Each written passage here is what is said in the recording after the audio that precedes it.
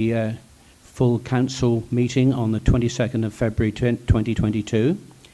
I have some items to depart to you. No fire alarm test is planned, and should the fire alarm sound, please leave the room at your nearest exit and meet at the bottom of the car park. Please raise your hand if you wish to speak and stay seated when speaking. Please wait until a boom microphone is brought to you, ensuring that you keep your hand raised until the boom microphone is brought over to you. You will not be heard on the live stream otherwise. Keep points short, and I ask members not to repeat points that have already been raised. Voting will be by a show of hands, except on the budget item, which requires a recorded vote. Should the meeting be adjourned, any filming must cease unless the express permission of those being filmed has been obtained. Agenda item 7, Future High Street, Newton Abbott. When we go into part 2, the press and public will need to leave. Once we go back into public session, the public will be called back into the meeting. The vote on the recommendation will be taken in open session. Right, item 1, could we have apologies for absence, please? Councillor Bullivant, Gribble, Haynes, Nuttall, Purser, Morgan, Jenks, Eden and Parker Khan. Thank you. Yes. Noted. Thank you very much. Now that we move on to item 2, the minutes. The minutes of the council on the 13th of January 2022. Could I have a proposer, please? Can you confirm what point of order you're referring to, Councillor Patch? Sorry? Right, you are. Okay. Thank you, Chair. My point of order with regard to the minutes refers to articles in the Constitution 3.3.5 and 3.3.3. 3.3.5, concerning the Appointments and Remuneration Panel, says that its role is to make recommendations to the Council on various matters within its remit. 3.3.3 is quite clear. The panel does not have any decision-making powers, being advisory only. And yet, looking at the minutes for item 2, announcements, paragraph 3, if we look 2/3 of the way down, we're told that, and this is with regard to the complaint against Mr. Woodhead, the panel unanimously determined that no breach of the officer's code of conduct had occurred. Surely, given the Constitution, that was misheard or misread, that should be the panel made a recommendation, and that recommendation should come to full council. Yeah, just bear with me a minute.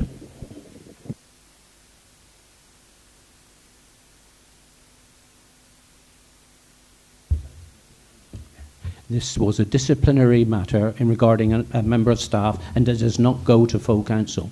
Well, according to 3.3.5, disciplinary matters do. Just for a point of clarification, has Mr. Woodhead just advised you on this matter? I think he has, and it's probably on record. And I must point out that I think he's on very thin ice here, because he is advising on an item so as to protect him from the council scrutinising a complaint made against him. Councillor Patch, I have a member wishing to speak on the item. If I could refer to Councillor Connick.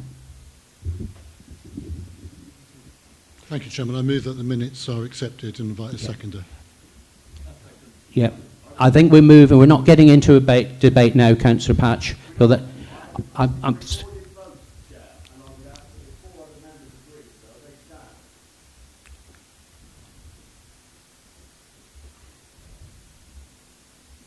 I don't think that's there. That's 3. So there was not a recorded vote. So it's been proposed by Councillor Connett, seconded by Councillor Jewett. Going to go to the vote, please, that we accept the minutes. All those in favour? Against? Abstentions? Thank you very much. Right, I go to some announcements now.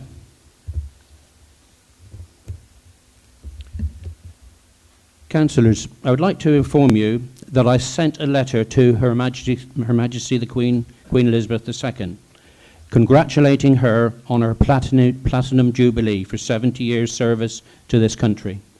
I sent it on behalf of members, employees, residents, and of course myself. So I just think that was something we needed to do, and that has been done on behalf of the Council. Also, on the 23rd of March, there will be a COVID memorial tree planting in grounds of Old Ford House. There'll be many invitees, and of course all councillors are invited. More details will come regarding this, but just give you prior notice on the 23rd of March. In today's meeting, there will be at least one interval. It's most likely to be around the Part 2 items regarding the future High Street Fund. Just to give you prior notice that all members of press and public will have to leave the room at that time. That's just giving you prior notice. One further item. Members will recall that at the meeting of the Council held on the 30th of November, Councillor Patch announced that he had made an application to the Judicial Review, the Council. I can confirm that the High Court has for the second and final time refused permission to judicially review the Council and ordered the Councillor to pay the Council's costs of £7,811.25. Thank you. We move on to item 4. No, there's no response. That was just an announcement. We're not getting into a debate, Councillor Patch. So please, there's no point. Which point of order are you referring to? There is no breach of the rules. I'm afraid, Councillor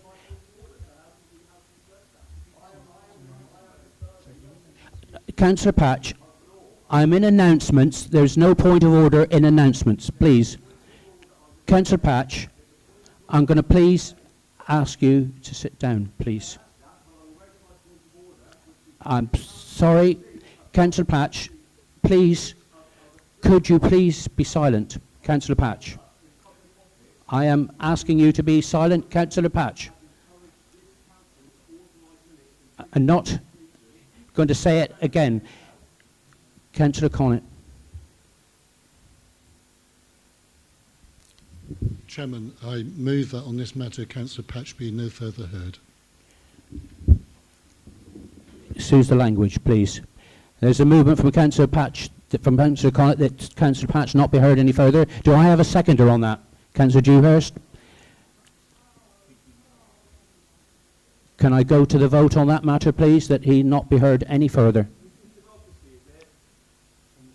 On this matter.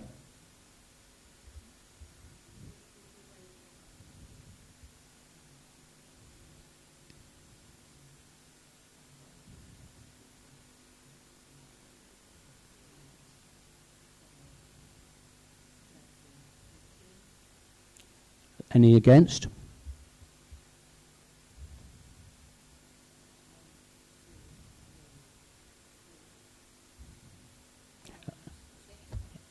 Six. Please, could you refrain from raising your hands when you're not in the council to vote, please? You're not a member of the council. Abstentions? Anybody who abstains? Thank you. So, Councillor Patch, no further comment on this matter, please.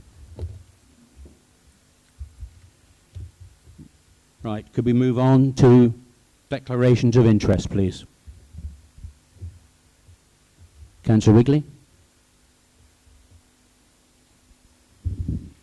Thank you, Chair. I'd like to declare that I am a director of the Newton Abbott CIC, appointed through this council to that body.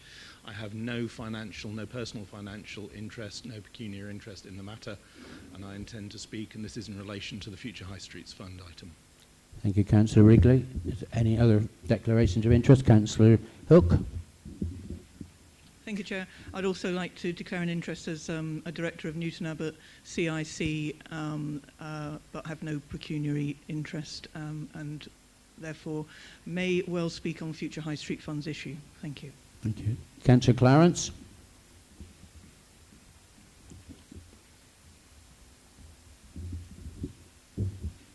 Thank you, Chairman. In relation to the questions that I've asked, I do declare that I do live in one of the lower lying properties that is that in the past, and I say in the past, I'm talking about over 50 years ago, has been subject to flooding by excrement or whatever you like to call it from the sewage system. Thank you.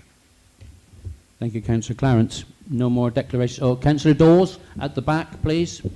Right beside you. Hi there. Yes, I've got a declaration of interest in relation to the future High Street Fund. I'll declare that I'm an owner of 2 mid-scale entertainment venues, and I sat on the cultural groups for the City of Bath and the City of Brighton and Hove. I don't suppose that will preclude me from entering into the debate, but I just wanted to put that on record. Thank you. Thank you, Councillor Dawes. No more declarations? Fine, thank you. If we can now move on to item 5, which is the budget and council tax for 2022-23. I'd like to ask the Executive Member for Corporate Services, Councillor Keeling, here in the front, to move the motion, please. Thank you, Mr. Chairman. Before I introduce the budget, I have a statement with regards to the energy rebate. I have asked for further information on how the grant is administered. Unfortunately, we are still awaiting the guidance from government, so we are light on details. What we do know is that everyone living in band A to D properties will receive a payment of £150. This is not a discount on the council tax. It is a direct payment into customers' bank accounts. Local authorities will be expected to pay the £150 to everyone who pays their council tax by direct debit, and therefore their bank account details are already known. There will need to be a process to put in place to capture these details in order to make the payments. In that, we will be writing to all those that don't pay the council tax to ask for their details, their bank details. And there's a note to that as well. Unoccupied properties will not qualify for this payment. Residents living in band E to H properties will still be able to claim help if they need it, but we will not yet know how this will work in practice. It's difficult to say anything with any certainty until we get the guidance from government, so I will keep colleagues informed.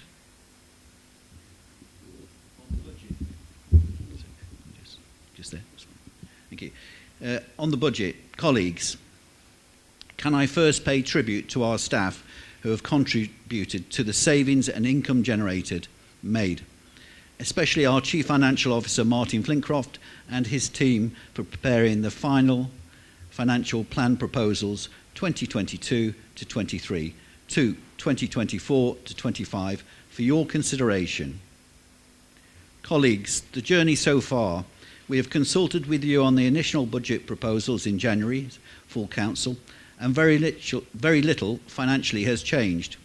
We have had 4 meetings with Overview and Scrutiny 1 and 2, sharing the final proposals with support from both.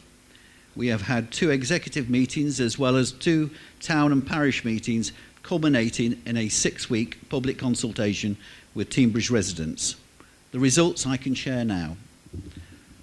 Of the survey we consulted the residents of Teignbridge, 57% agreed with increasing the council tax. Support for climate change was at 68%, 63% agreed with our housing proposals, 78% agreed with supporting the economy and jobs, and 82% agreed with encouraging businesses in our area, while 82% agreed with improving better transport links. 72% agreed with promoting health and well-being, and finally only 8% wanted this administration to reduce our services. So to be clear, we are increasing the council tax by £5 on a Band D property, which is 2.78%, half the rate of inflation, of which Teambridge share is 8.55%, the lowest it has been and still lower than the average of Devon district councils. Colleagues, I've had many emails and conversations with councillors on the details, and I'm pleased to say we are listening and acting where we can. Our priorities continue to be funding of a climate change officer with increased temporary resources and enhanced planning enforcement. We have increased the provision in the capital programme for climate change projects, as we call them, green leaf projects. We have increased support for housing, including the Teambridge 100, Teambridge council houses being built now, while backing business and bringing people and organisations together for local neighbourhood planning. The Future High Street Fund will deliver on town centre investment in infrastructure, employment, local jobs and cycleways, making Newton Abbott a premier market town, the heart of Teambridge. We have a decarbonisation scheme for Ford House offices, Newton Abbott Leisure Centre, Broadmeadow Sports Centre and Teignmouth Lido. Can I add, as reported by my colleague, Councillor Jackie Hook, we are sorry to hear that Midas has now gone into administration and recognise the impact this will have on our local economy and, of course, Midas employees and families. Midas was the main contractor for our work to decarbonise the council's headquarters at Ford House, and we are currently investigating the options available to us to secure continuation of this work and to progress it as quickly as possible. The other decarbonisations work on Newton Abbott and Broadmeadow leisure centres and the Teignmouth Lido are unaffected by this work in being delivered by other contractors. These priorities that I have just listed are in line with the survey results which Teambridge residents wish to see investing in our district and communities. We are paying off £1 million of our pension deficit in 2022-23 to reduce ongoing contributions. We are providing temporary resources to faster deliver the significant projects and proposals identified and within the capital programme. Service reviews and processes to identify business and systems improvements and development. This includes estate management, governance and communications. Our reserves will be at 12.8% of the net revenue budget, or just over £2 million. We have an infrastructure delivery plan, investing funding, community infrastructure levy and external sources where available. We have continued to lobby government for funding as we face continual reduction in new homes bonus, other central government funding reductions, in particular provisional assumptions for business rates for future years and the reset of the baseline. Our ongoing budget gap is now £2.6 million rather than 2.7 for 2024-25, with earmarked reserves plugging the gap in the years up to 2024, which I have reported to you previously is not sustainable.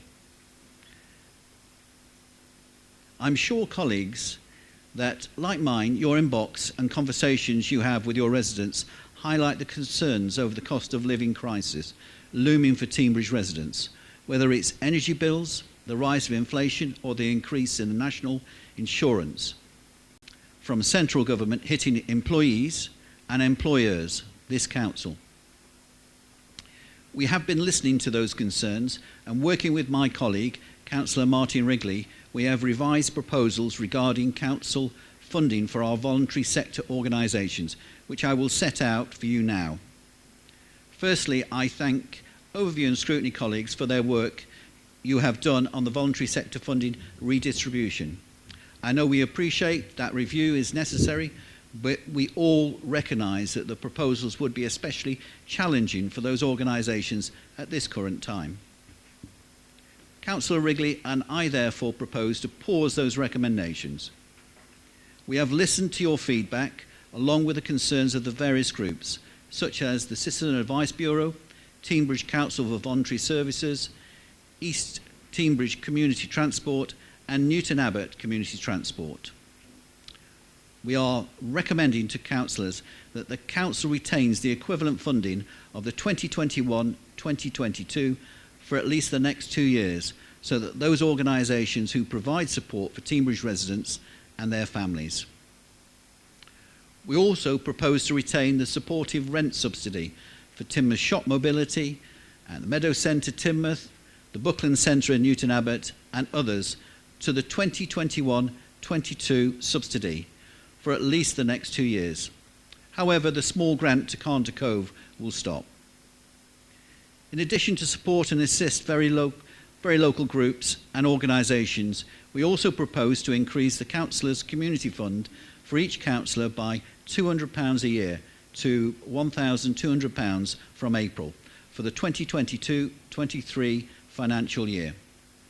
I hope colleagues will welcome these new proposals as they continue to support the district-wide and local organisations. If I can add that all these changes are budget neutral. We will also introduce a new 2-year pot of £40,000 per annum for Tidy Teignbridge initiatives to improve cleanliness for towns and parish councils. Colleagues, this budget shows we are the representatives of our communities and are supporting the residents of Teignbridge and their families, listening and acting. I therefore propose that this council agrees that A, that the Teignbridge Band D council tax for 2022-23 is increased by 2.78% or £5 to the £185.17 per annum. The general reserves are increased to 12.8 of the net revenue budget for the 2022-23 or just over £2 million. C, that £100,000 of the general reserve balance in any 1 year continues to be available to the executive to meet the unexpected expenditure in addition to the agreed revenue budget. D, all other decisions with regard to budgetary changes will be approved by reference to vehement rules in the financial instructions. E, that the summary revenue budget of 2022-23 is 16.1 million as shown in Appendix 4. In particular, the revenue budget includes assumptions of a 2% pay rise from the 1st of April 2022. Revenue contributions to fund capital continues to be suspended in the medium term to protect the revenue budget. Voluntary grants are amended as detailed at the 8th of Feb executive minute number 12 and adjusted in the 2022-23 by vehement. A Tidy Teignbridge pot is introduced for the 2022-23 at £40,000 per annum for 2 years. The Council's community fund is increased to £1,200 each and adjusted in the 2022-23 by vehement. A payment of £1 million to reduce the pension deficit. F, that fees and charges are approved as shown, summarised in Appendix 6. G, that the capital programme as shown in Appendix 7 is approved in particular. This includes increasing jobs and homes through continuing support for housing while backing business and encouraging community-led planning. Work has begun on the Teignbridge 100 affordable housing project with a second site in Newton Abbott nearing completion. An increased rented programme across urban and rural sites has commenced and delivery will continue over the next 3 years of the programme. Increased investment for capital change projects following successful funding bid for low carbon heating and energy system improvements. Schemes are underway at leisure sites and council offices with further provision under the Carbon Action Plan. Infrastructure delivery, investment contribution to improve education, transport links, sports and open spaces. Regeneration investment, including one hotel in Newton Abbott, funded mainly from prudent borrowing. The funding offer from the Government Future High Street Fund for grant of £9.2 million aimed at improving town centres was confirmed. This will have a positive impact on Newton Abbott and with a wider Teignbridge economy, co-funding including SIL, grants from other sources and prudent borrowing. There is also an indicative provision for employment site investment to be funded through the prudent borrowing A business case will be brought to members for consideration once it's finalised. H, that prudent indicators are noted and the prudent limits approved, all as set out in Appendix 10. I, that the updated Treasury Management Strategy statement and authorising lending list as set out in Appendix 11 is approved together with the capital strategy in Appendix 11A. J, that each scheme will be considered on its merits as explained at the end of Appendix 11 to decide the calculation of minimum revenue provision for capital expenditure in 2022-23. And finally, K, that the council tax resolutions are recommended in Appendix 14 as approved. Colleagues, both myself and Martin Flintcroft, our Chief Financial Officer, are available to answer any questions you have. Mr. Chairman, could I come back at the end for a short summary? Thank you, Mr. Chairman. Thank you, Councillor Keeling, for that comprehensive introduction and subsequent recommendation. Thank you very much. Do I have a seconder for the proposal? Councillor Connett. Thank you very much. I do intend to open this for debate, and I will firstly go to the leader of the main opposition group, Councillor Clarence, if he wishes to speak. In the meantime, I know Councillor Gregor put his hand up. What is that? An item on the... you would like to debate? Two things. Okay.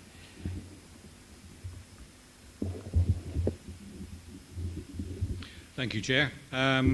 Just to follow up on a couple of positive points that Councillor Keeling brought up in the speech he made. The first is that it's pleasing to see that we've got Councillor Community Fund growing again, having taken a drop and making more money available for community projects across the district. In respect of that, I noticed on the last notification of what balances were there, that there was quite a number of councillors hadn't actually touched any element of their councillor community fund, and I was hoping to confirm today that at no stage any balance left over from this year's fund will be spent on any event or project that is known to be heavy carbon producer, for instance Teignmouth Air Show. So I'd like a commitment at least that we will not spend any balance on funding that particular event. The second element is the council tax, coming back to the council tax point that Councillor Keeling made right at the start. It's refreshing to see that real efforts being made to ensure that as many residents get their £150 as possible. There are a few council tax bills that that fall outside of the A to D, E to H environment, and therefore things like annexes. So where somebody has a house with a floor with a separate kitchen, they're charged as an annex, and it was just really to find out whether any effort would be made to clarify that point. Thank you. Okay, thank you. Councillor Keeling, can you come back on that? If it's not in the budget, it's not going to be paid. So to the Teignmouth Air Show, that is not a policy that this council, this administration would support. And secondly, we're still waiting for information on the council rebate. As such, it's not a council tax rebate, sorry. It is £150 that is going. We have a discretionary fund, and we will look at all those annexes, as you pointed out, Councillor McGregor, and when we get advice from government, we will follow up on that. Thank you. Okay, I'll now go to Councillor Clarence, who's right behind you. He's the leader of the main opposition group, for any comments. Yeah, thank you very much, Chairman. Yes, through the early process of the budget, the overview and scrutiny, I didn't have really any problem with an increase of 2.78%, £5 on a Band D property, given that we've got to, I suppose, keep pace with inflation to a degree. So from that perspective, I didn't have too much problem with it and the things that we're doing. It's interesting to note that other parties that we level council tax money for, that over the years that we've represented in the past about 11% of what is collected. We're often seen as the big bad wolf because we collect the money, and Teambridge should be doing so much more. But by and large, we keep just 9% of what is paid now. So by and large, with all that we do in the locality, the parks, the beautiful things that Teambridge own and try to maintain, no problem at all. So from that perspective, I think we give quite good value for money. I'd just like to sort of move on to other things, really, if I may, on it. The council tax, of course, brings us in more revenue as we continue to grow. The council tax brings in now 9.3 million, which is up up 600,000 on what we got in last year. So it's not all bad. When we build a few more houses, we get enough money in. And the other thing I'd like to make comment in is the revenue support grant, which we keep putting into our budget forecasts. I guess now it won't be long before we drop that, because we haven't had a revenue support for 5 years now. This is the 5th budget where the revenue support grant has sort of gone in the figures at zero. So we are, if you like, standing on our own 2 feet financially. What we generate, we spend, as you can see in the income and expenditure account of the revenue budget. So, you know, I think we can be proud of that, really, because, you know, if we do get a rate support grant, then you could say, well, somebody has to find that money, the taxpayer, in the system somehow. So, you know, we're doing, I would say, quite well from that perspective, and we have done for quite some considerable time under the two, if you like, parties in the past that have controlled this authority. So, you know, full marks to both, I would say. What I would like to comment on the capital side of things is I find quite intriguing at times. This budget forecast of 22-23 shows that we're probably intending to borrow £5.4 million. And yet we somehow manage to balance the books every year not to borrow money. And if you look back at the previous budgets, the 21-22 forecast, we anticipated borrowing 17.9 million. In the 2021 budget, we anticipated borrowing 14.6 million. In the 1920 budget, we anticipated borrowing 7.4 million. In the 18-19 budget, we envisaged borrowing 23.6 million. And in the 17-18 budget, we envisaged borrowing 28.7 million.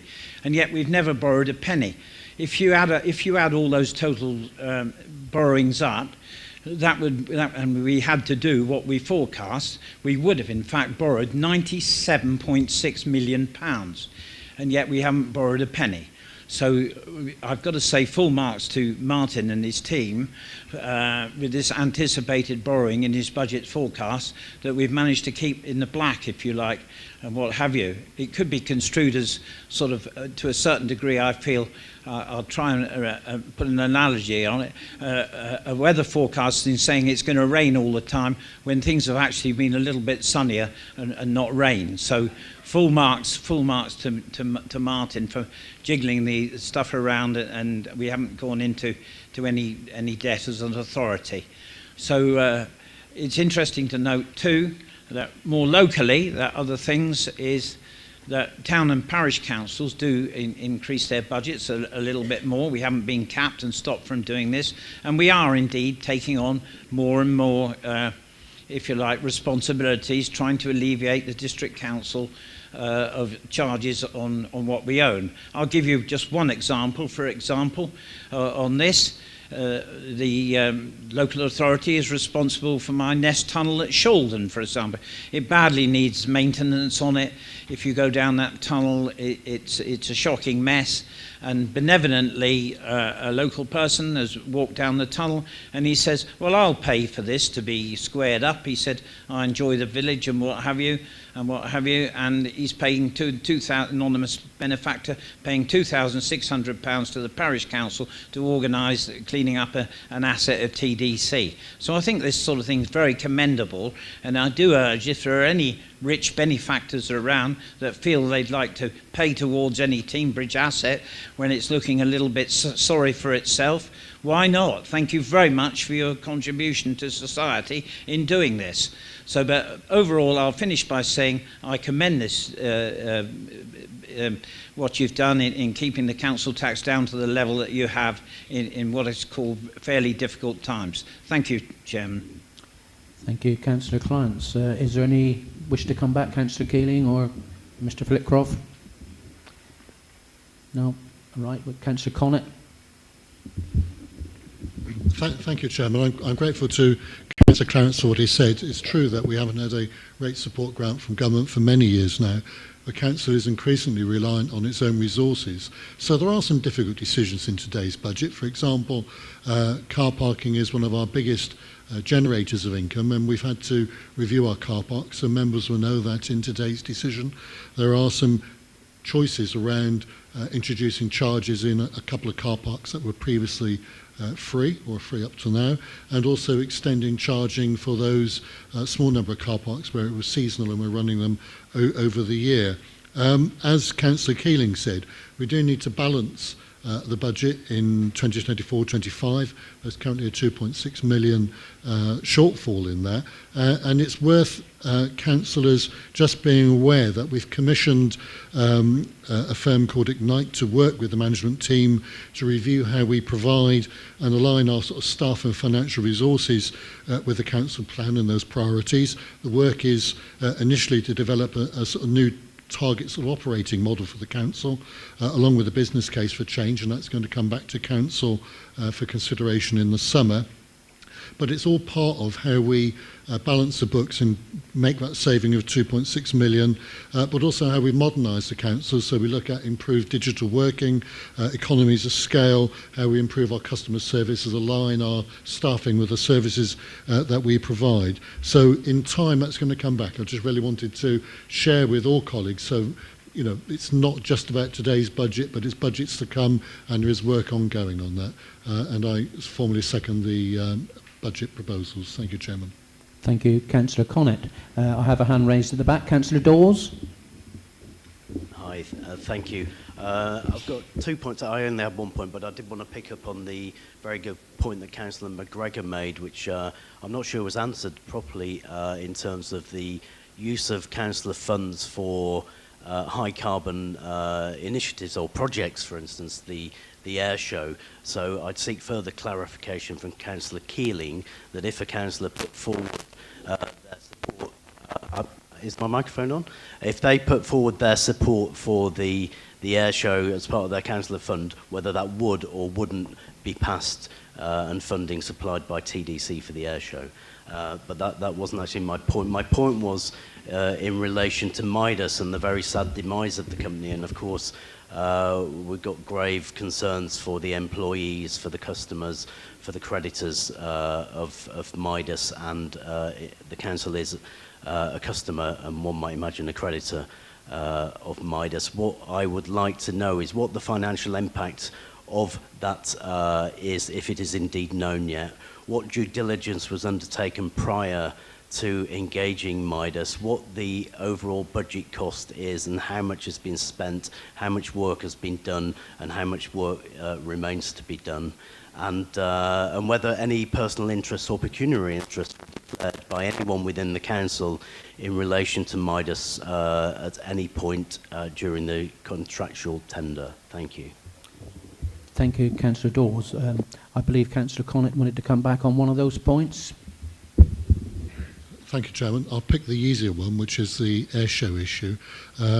Councillor McGregor and Councillor Dawes, the council would not wish to grant aid an air show in the district if it was a request to the council for a grant. In terms of the council's community fund, very generally there have been some light touch rules around that, and I don't think at the moment that if an individual council wanted to use their council's community fund for the air show, there would be anything that necessarily stopped them. But I draw a distinction. There is a difference, for example, with someone saying, would you support a grant, say, for the to actually get the aeroplanes here, if there was a contribution that had to be made to the organisers, as opposed to, for example, a grant for volunteers to wear litter picking out, and go litter picking. So I think it would depend on what was asked. I think as you raise it, if that is a concern, it might be something that over scrutiny should quickly review to see whether there is a framework that ought to go around the council's community fund so that any money is spent, it meets the council's objectives and isn't spent in an inappropriate way. The checks that we have on it at the moment are about how councillors wish to use their grants in their areas, and obviously it comes into the office for a final approval, as it were. But I'm very open to the idea that between us, scrutiny may wish to evaluate and see whether there ought to be some further limitations on how the grants are used. I hope that's helpful. With regard to Midas, I'll have to hand over to Martin Flitcroft, and I know there was something in the members' newsletter a week or so ago, but it may not be as detailed as the questions Councillor Dawes has asked. Thank you. Mr. Flitcroft.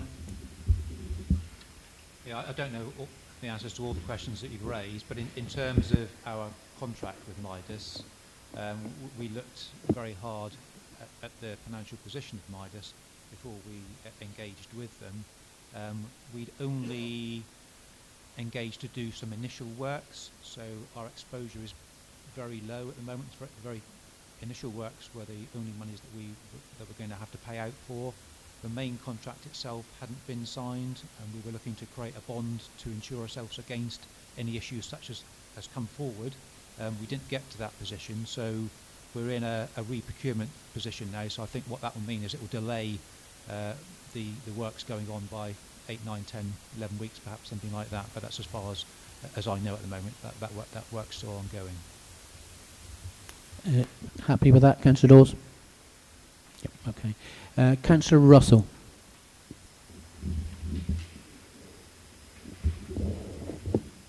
Thank you, Chairman. Well, Councillor Connaught has really raised the question of the air show and given explanations as to why this council is not going to support.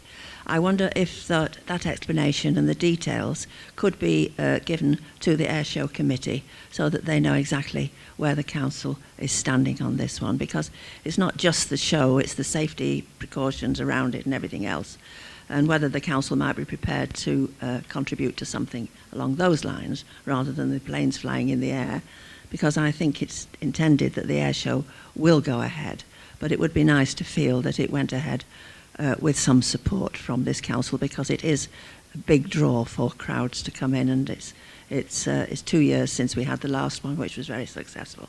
So I'd just like to just think about it and think about the effect that this support from this council would have on the committee, and they would be very pleased to perhaps discuss the proposals directly with a representative from this council. Thank you. Thank you, Councillor Russell. Councillor Phipps. Can I ask you to keep your hand raised so that the boom operators know where you are? Thank you. Thank you, Mr. Chairman. First, I'd like to declare an interest because I am the Vice Chairman of the Air Show Committee. And I'd also just like to say that I have spent all my councillor funds and not one penny of it has gone towards the air show. And I just hope that other councillors, when they do their councillor funds, they have some thought as to where they're putting their money and to the green credentials of all other aspects as well. Because it's okay saying that the air show is not green, but where is your money going to? And please be careful where you're spending it, because they might not be going to a green project. So there should be something put in place to some scrutiny to see whether councillors' funds are being spent correctly. Thank you. Thank you, Councillor Phipps. I don't know if anyone would like to come back on that at all. No, yeah, Councillor McGregor was first. Hand up. Oh, sorry.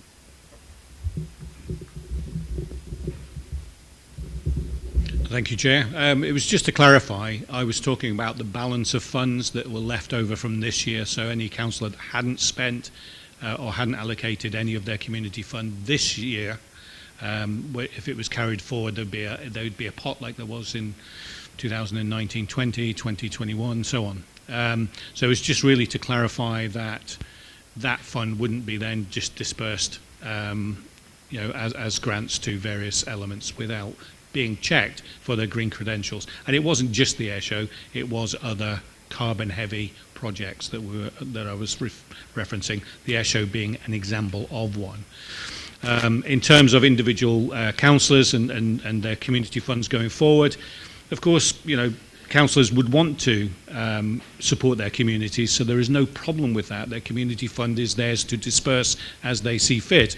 And I do welcome Councillor Connett's suggestion that perhaps we look at a framework for allocation of funds in future to ensure, as Councillor Phipps has said, that they're going to the greenest options possible in line with this council's commitment to climate change emergency. Thank you, Councillor McGregor. I think Councillor Connett wanted to answer that partly. Thanks, Chairman. So just on the issue of any unspent funds, previously, of course, money was taken to support community work during COVID. I'd encourage all councillors to try and use their budget this year before the end of the financial year. I recall from the members' newsletter, final application dates is the 13th of March. The intention is that any unspent money will be withdrawn and put back into the council's coffers as part of the balanced budget at the end of the year. So it won't be available to go anywhere else, whatever the application is. So spend it in your local community is the message. Thank you, Councillor Connett. Councillor Dawes, you want to come back? Yes, thank you. You did ask if I was happy with the answer from Martin Flitcroft a minute ago, and as Martin pointed out, he didn't answer many of my questions. So I just ask if there's the potential to give more detail on the exact financial exposure to Midas, to share what due diligence was done before the contract was entered, and also to share if any declarations of interest were ever given. And I'd also like to come back on the air show as well, because it was noted that we should think about the impacts of not having the air show. I'm personally thinking about the impacts of the last 3 storms over the last weekend and the impacts of climate change, and I think they should be at the forefront of our mind. Thank you. Thank you, Councillor. Thank you, Councillor Dawes. Mr. Flitcroft, would you like to answer any of that, please? Yeah, we can look at the questions that you raised, and we'll probably put something in the next member's newsletter to cover those points. Thank you very much. Councillor Kerswell.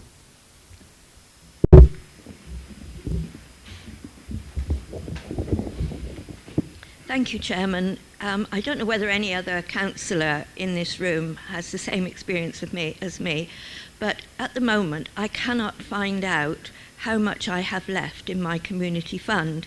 One of the officers sent through a piece to our town clerk to say that I had all my money left in. Well, I know I haven't, but I cannot manage to find how much I have left. And I need this money now to spend before April, and I would be very grateful if I could have my up-to-date balance, please. Thank you. Councillor Wrigley.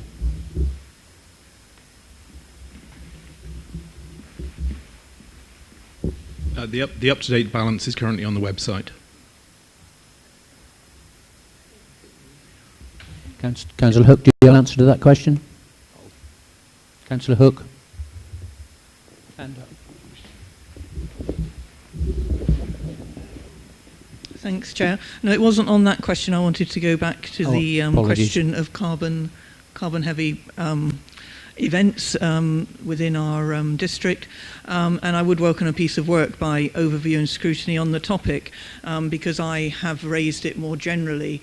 The air show, of course, is just one specific example of an event that has a high carbon footprint, which I personally would not like to see taking place in our district, and the council has not supported it directly. But of course, that's just one example, and the council owns a fair number of properties and pieces of land that it leases out or hires out to groups for events, etc.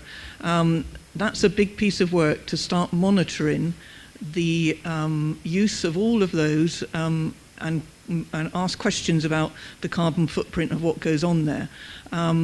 It could be considered very onerous. There might be questions about what other factors should we consider when people hire or lease our property.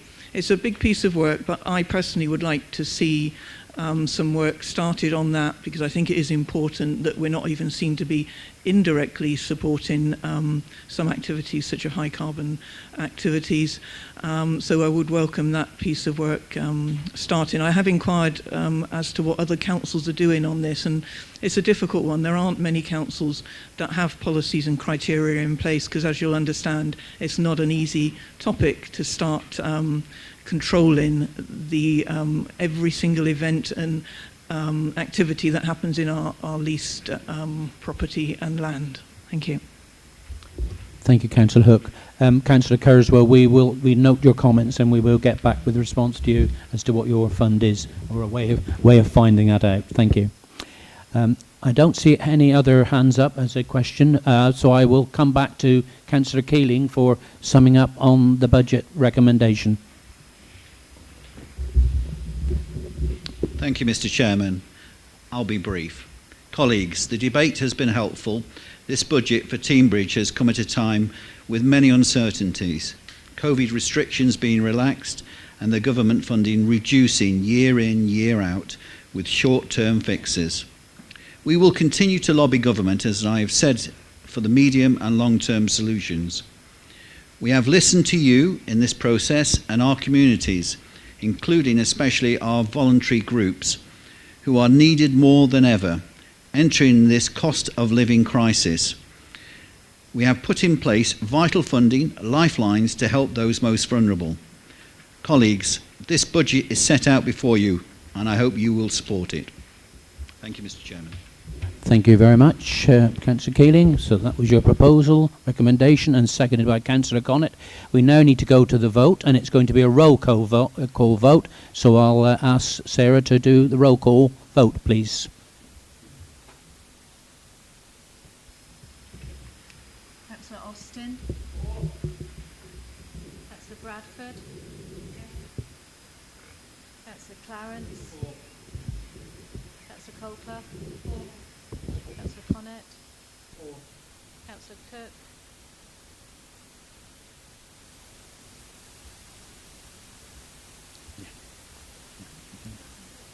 Councillor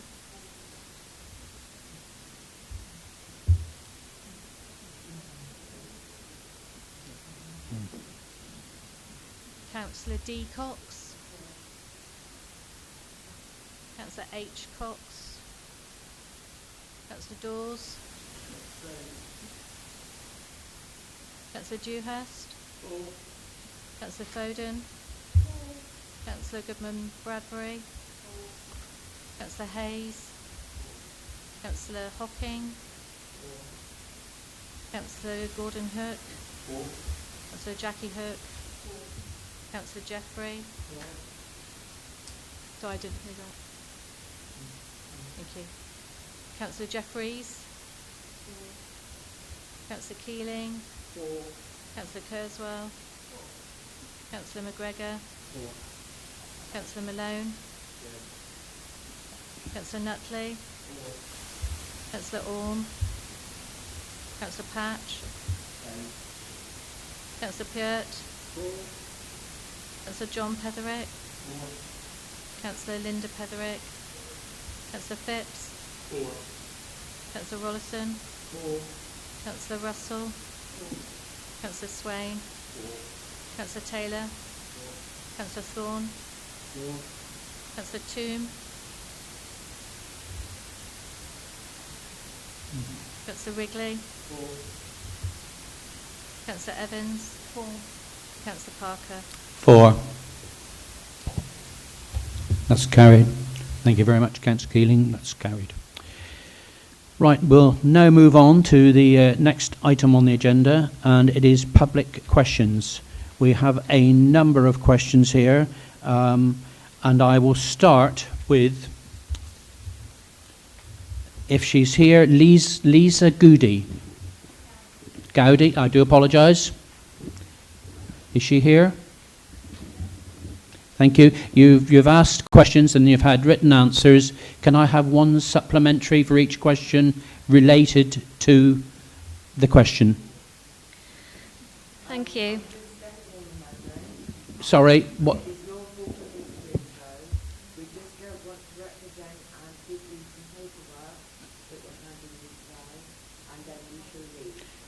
Okay.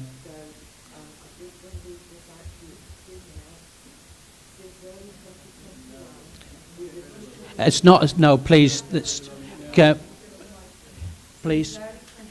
No, you can leave the paper. We don't want any speech or anything. Please, so just leave it with us. Please, I'm not allowing this. I'm going to ask you, please, to refrain. I'm waiting for Lisa Goody, please. Please, I'm going to ask you again. Please, I'm going to ask, if you do not, security to remove you. Please, please, I'm asking you to stop once again, or I will ask security to move you. We will take that, and we're going to adjourn the meeting at this time. Thank you. That meeting is adjourned. Requirement. You are therefore responsible for executing decision-making at a local level. The government themselves had eased on lockdown restrictions, but the council chose to prolong regulations at the detriment of people's lives and earnings. Doesn't this therefore contradict the answer that the council has given? If there is no signatory contract with councils and the public, could an individual resident in this case choose to pay for which services the council provides?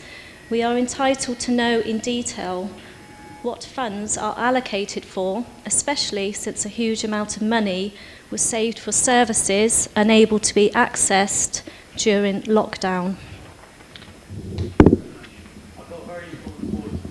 Thank you very much. Point of order, Councillor Dawes. What point? I don't believe... what point of order are we referring to? I don't believe we're being streamed at the moment. Yes, we are. Oh, and that's not what the public are telling me. Okay.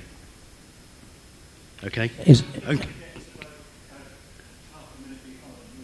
Can you confirm it started at the question?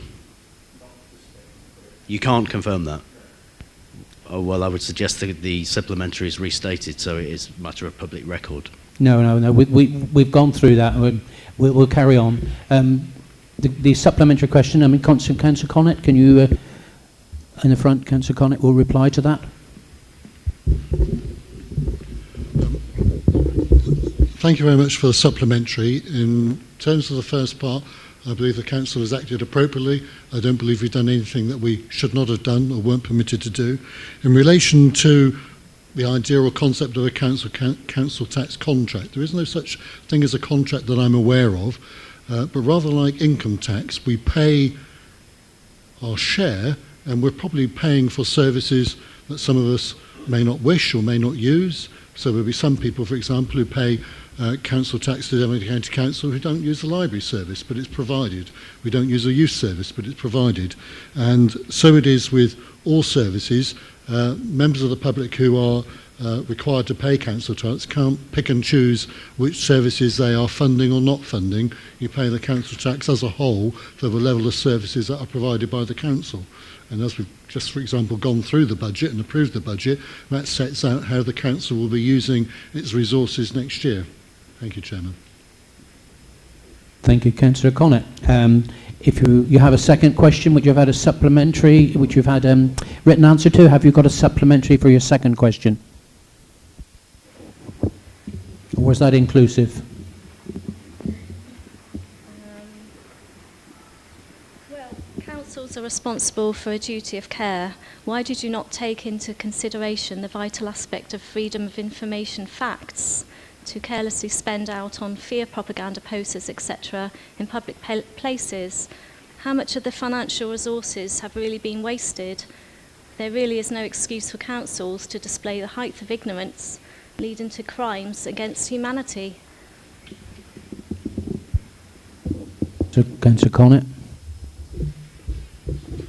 Chairman, I don't accept for 1 second that the council has been responsible for crimes against humanity. The council has provided facilities to the NHS in order to provide a vaccination programme. Members of the public are being able to choose whether they have a vaccination, are vaccinated or not. That's a matter for them. I think the council has been part of the national recovery of a good and solid vaccination programme. People have a choice whether they're vaccinated or not. I respect the choice of those who choose not to be vaccinated. I don't respect their decision to try and instigate a campaign against the council when what it's done is right for the public as a whole. Thank you, Chairman. Thank you, Councillor Connett. And do you have a supplementary for your third question? Lisa. There still hasn't been any confirmation as to why you haven't checked the data, i.e. freedom of information. Could you elaborate a little bit on that? The justification of freedom of information. To justify the decision. Yeah, to justify the decision of why the public haven't been well informed about the actual facts from freedom of information. That surely is the first thing you would do as a council to represent the public. Councillor Connett. Chairman, the Freedom of Information Act provides the ability for people to write questions to the council, to the county council, to public organisations and require information. So that's there and available. The council, as I've outlined both in responses to these questions and previously, is advised by government, the NHS, those professionals that we rely on. It's within their competence and professionalism to advise. What we have done generally is to provide facilities where the vaccination programme has been undertaken and supported the NHS and our hard-working staff in NHS in so doing. I don't think there is anything for the council to consider in terms of detriment to its behaviour. In fact, I think we are part of an exemplary national programme to ensure that those who wish to be vaccinated are. And the NHS provides the information and people will satisfy themselves or not as to whether they wish to be vaccinated. It's an individual choice. Thank you, Chairman. Thank you, Councillor Connett. We now move on to the second questioner. I don't know if there is a representative from the Newton Abbott and District Civic Society here. I will take that as no. No one is standing up. We didn't believe anyone's coming, so yes, we will move on to... There was going to be 3 questions. They've had written answers. So we'll now move on to the next questioner. Amy Hedger. Is Amy here? We hadn't had confirmation that she's here. So once again, she's had written answers, so there's no supplementary as she's not present. We'll now move on to Mr. John Pike, Director of the Newton Abbott Community Interest Company, who has 3 questions. I understand he's here. Have you got a supplementary to your first question, Mr. Pike? Thank you, Mr. Chairman. Yes, I do have one supplementary. My name is John Pike. I'm Vice Chair of Newton Abbott CIC. Thank you for your responses. I am not suggesting that the Council should speculate on what the position of Historic England and the Theatres Trust might be. What I'm suggesting is, would it not be wise for the Council to find out as soon as possible what is the position of Historic England and the Theatres Trust on the loss of the Grade 2 listed theatre, so that the Council can take up the offer of Newton Abbott CIC to collaborate on amending these unfortunate proposals by restoring the theatre before it is too late. Councillor Jeffreys, if you could put your hand up so they know where you are. Councillor Jeffreys. Thank you, John. Thanks for your question. I'll be referring to some of this in my introduction in the next phase, so if it's all right for everybody to wait until then. Is that okay with you, Mr. Pike? Thank you. So you have the second question, and you have a supplementary for that? No, no supplementary for that. And once again, your third question, supplement, not for that also. I presume that will be covered also. Thank you. We'll move on to the next questioner, Sarah Mallet. Is Sarah Mallet here? We've not had confirmation, so it doesn't look as if she's here. So she's had a written answer to her question, so we'll move on now. And this is to Mr. Richard Ward, Friends of the Alexander Theatre. You have two questions. Do you have a supplementary for your first question? Yes, I do. Thank you, Mr. Chairman. Thank you for your responses. My name is Richard Ward. I'm chairman of the Newton Abbott District Musical Comedy Society and also a member of the FOTAT committee. My first response to my first question answers in a way the question put to me by the council's own reply, which was, to which evidence gathered does this refer? The overwhelming evidence came partly from the Zoom meeting facilitated by Quarterbridge, in which a considerable number of the attendees stated clearly that an open space provided in their plans would not work for them. And at the CIC meeting last Tuesday, several arts and entertainment groups who had not been consulted said it would be completely inadequate for their needs. What I need to hear really is whether these bodies who do matter, because they are the people who will use the space intended, whether they will be indeed consulted at some point. Thank you. Thank you. Councillor Jeffreys. All right, thank you, Richard.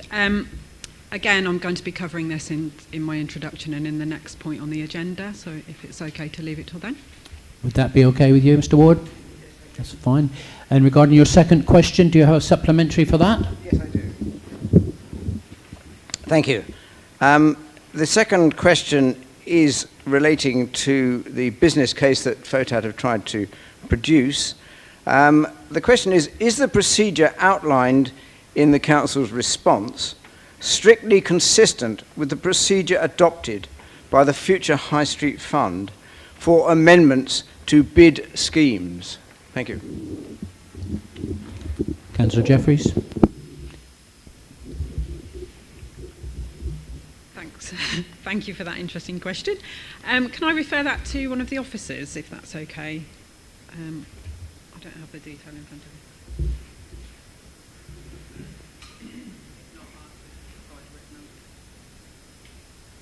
Is there anyone available to give that answer from the officers?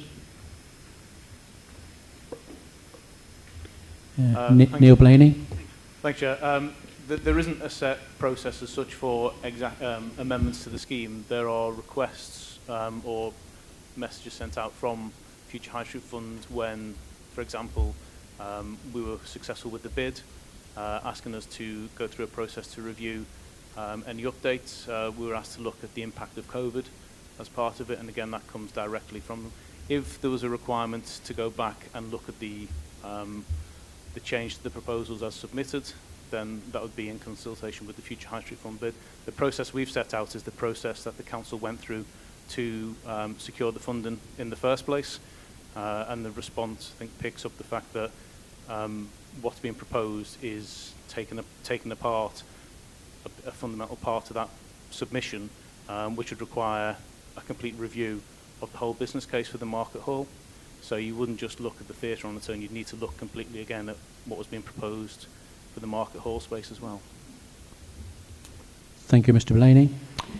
Okay, we'll move on to our final questioner, if she's here, Veronica Diggins, or Diggins. Is she here? I don't think she is, so that's looks to be the end of the public questions. Thank you very much, all members of the public, for that. I'd like to now move on to item 7, which is the Future High Street Fund for Newton Abbott Market. Councillors, before I ask Councillor Jeffreys, the Executive Member for Economy and Jobs, to move the recommendation, I'd like to ask all of you, when we get to the debate on this, to be clear, concise and respectful in all your comments. May I further remind you that there is a part 2 to this item, and that any comments referencing the confidential section must be restricted to the Part 2 period when we move into that period. And it will be at that time that we take a break when we move into that Part 2 situation. So I will now ask Councillor Jeffreys to outline the recommendation. Thank you, Councillor Jeffreys. Thank you, Chair. Sorry. Colleagues, members of the public and interested parties, thank you for being here today. I'd also like to thank everybody that's taken the time to write to me. I haven't been able to respond to everyone, but I'm hoping you'll get some feedback today. I'm introducing the budget report for the Market Hall regeneration of Newton Abbott, and I'm recommending that we approve the budget outlined in Part 2 of the report to deliver the project detailed in Section 4. I will further go through these full points later on. A significant sum of £9.2 million investment from government through the Future High Streets Fund, which is as hoped will refresh and revitalise the town and beyond, drawing in an increasing number of people from surrounding areas and more through tourism, to shop and to socialise and experience a vibrant, bustling town centre, a premier market town to be proud of. A package of almost £100 million investment through all of our programmes. Today is the convergence of 12 years of outreach, meetings, consultations, refinements, and seeking out financial ways to bring those discussions into reality. Pre-submission public engagement surveys resulted in 877 responses, with more recent stakeholder engagement sessions involving 22 people from local organisations and groups representative of hundreds of their customers. That's thousands of people around the table. If we vote yes today to accept the money in terms of consultation, it's important to keep that dialogue going where it's relevant and useful. The timescales are so short, any dialogue will need to be focused. The aim of the Future High Streets Fund is to renew and reshape town centres and high streets in a way that drives growth, improves experience and ensures future sustainability. It will do this by providing co-funding to successful applicants to support transformative and structural changes to overcome challenges in their area. There are challenges. The reality we live in, we've heard today, from month to month, there is little certainty to plan for an effective future. We face an uncertain economic time where the high street has seen a huge decline. Teambridge has some of the highest levels of deprivation in the country, with people on this very day struggling to make a choice between paying their bills and feeding their families. Many constituents tell me they're unable to meet the rising costs of living, that they're worried about the impending increases in utilities, clothes, household items and groceries costing more. The average family will need to find an extra £1,500 per year, possibly more, it's predicted, that even those that are reasonably comfortable up to now will feel the pinch. So what responsibility does a district authority have in exploring options to offer businesses locally to thrive, businesses that help to bring the quality of life into our town centres? The options are laid out in more detail in the reports that I hope you had a chance to look at. There is do nothing, that means nothing changes. A standalone theatre, which we've heard from FOTAT and seen in the questions, and approve the budget, accept the proposed scheme, a combined multi-use cultural space to re-establish the markets at the heart of the community, offering mixed-use space, providing leisure, dining, shopping, artistic community, an array of cultural opportunities.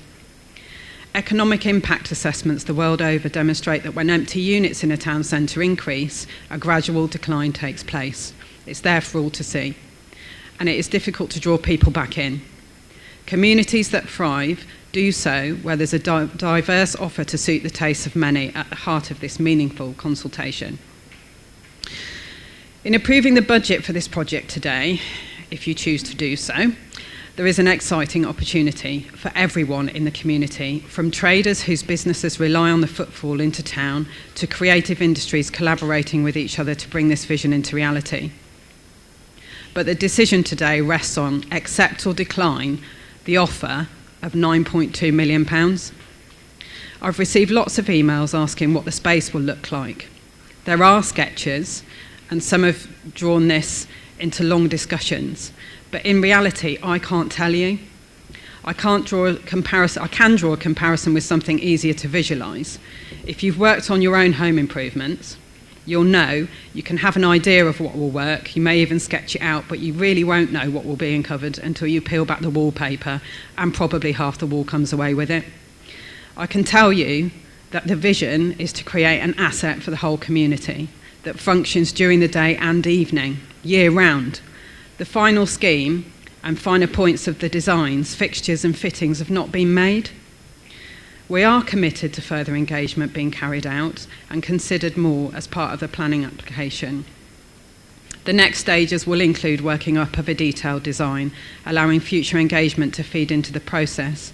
There are multiple elements to be considered in how the final proposals will work. Currently, the vision is to have a dedicated role to promote the market and facilitate performance, arts and crafts in the building. There are also specialists, including an acoustician, appointed as part of the design team who will be working with the architect to ensure the details are worked through. In gaining this successful offer from the Future High Streets Fund, Teignbridge District Council should be proud. I've been in countless meetings over the last 2 years with councils who've not been so lucky, whose bids, although they have been brilliant, have not made the mark. There is less investment on offer from government, and without approval today, the much needed regeneration into the market quarter will not happen, and a bleak outlook for our traders will continue. There are 40 market employees, plus others, in the market walk area that will be negatively affected if this vote does not go through. So what kind of future do you see? Ooh, lost my space. For the traders in the market quarter and the town centre of Newton Abbott. The vision is that the 9.2 million will help restore Newton Abbott to the premier market town it has historically been. A thriving town with reinvigorated bustling markets, bijou stalls, a gastronomic experience with an entertainment and cultural scene to match. The process, particularly around the retention of the Alex Theatre, has created lots of discussion. We've heard that today, demonstrating how much the people of Newton Abbott and beyond care deeply about their heritage and have a flair and passion for the arts, culture and regeneration. I personally look forward to more of these discussions to help transform the market quarter, to help make it appealing to a wider range of people from across the district and more profitable for those who choose to open their businesses there. There is a fire in the belly of the people of Teignbridge, one that is future focused and can be weaved through these next stages of this regeneration, if it's accepted. The report is looking for members to approve the budget in order to progress the project. The scheme was agreed in principle subject to engagement and the final business case in April 2021. The report details the background and steps taken following the approval. Further engagement is proposed in the next step section. Part 2 of the report seeks to add context to the current position of the market, both in financial and footfall terms. In terms of strategic fit, the linkages are far-reaching. There has been a wide array of studies, engagement and reports on development plans for Newton Abbott over the last 12 to 15 years. There are links to Teignbridge Local Plan 2013 to 33, NA 8 and 9 focus on strengthening the town centre, the Teignbridge 10 Going to Town, Newton Abbott Master Plan, Teignbridge COVID Recovery Jobs Plan are all being supported by this scheme. As aforementioned, the aim of the Future High Streets Fund is to renew and reshape town centres and high streets in a way that drives growth, improves experience and ensures future sustainability. A requirement of the bid is that it should have clear economic outputs. I mentioned earlier the context of the uncertain future councils face in finding money from government to achieve growth. The funding aim of increasing footfall day to evening and introducing new uses, including street food, food courts, arts, community and culture, meets these criteria and ensured our success above other less fortunate towns. It is important to note that a refurbishment or redevelopment would not meet that funding criteria.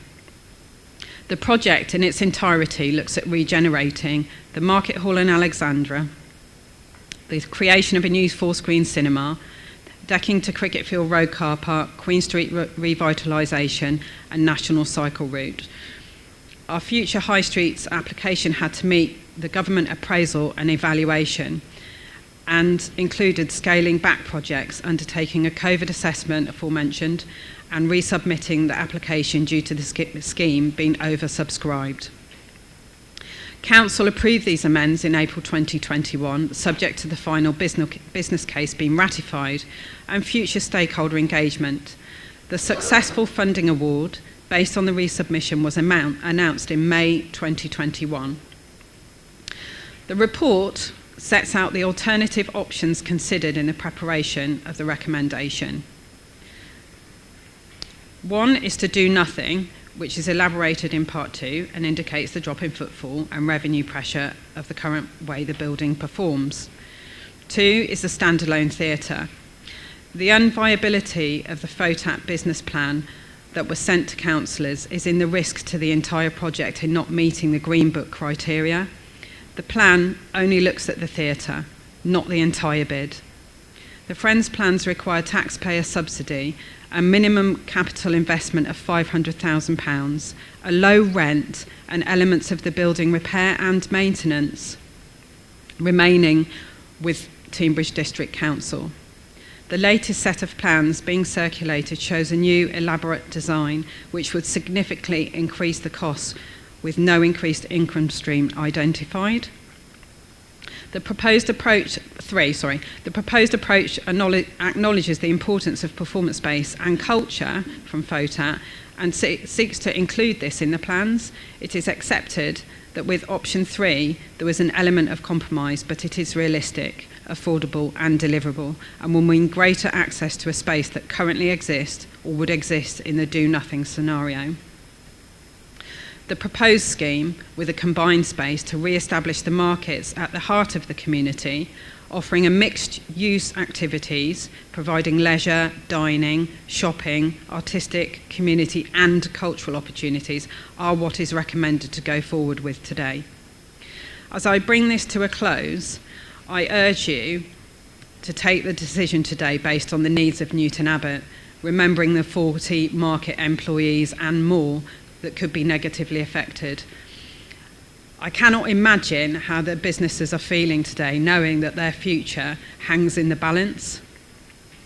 I'll be voting for accepting this money today, as despite my love for the arts and background in it, which has afforded me a 25-year professional career, I cannot have on my conscience knowing that I've made a decision that will affect people's jobs, homes and families.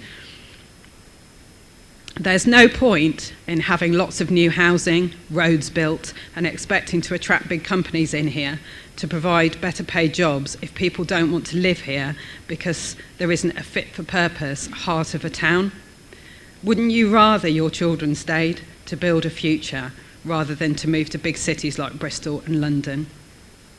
Colleagues, I asked you to vote thinking of all aspects of what this £9.2 million means, and I move the report with the following recommendations. That we approve the budget outlined in part 2 of the report to deliver the project detailed in section 4. 2, to delegate authority to Head of Place and Commercial Services in consultation with the Chief Finance Officer and the portfolio holder for Economy and Jobs to take such decisions necessary to deliver the project. And 3, as an amendment, that the Council continues to engage and consult with regard to the project design and considers the interconnected needs of the market and cultural hub performance space through a new steering group chaired by the portfolio holder for Economy and Jobs, and that the Council's appropriate committees are regularly updated on progress. Thank you for listening. Thank you. Councillor Jeffreys. Do I have a seconder for that, please? Councillor Wrigley. Councillor Wrigley would like to speak. I want to raise a point of order, Mr. Chairman. Okay. What's the point of order, Councillor? The point of order was that the speech given by Councillor Jeffreys basically answered the question, the first question that Mr. John Pike, a member of the public, mentioned.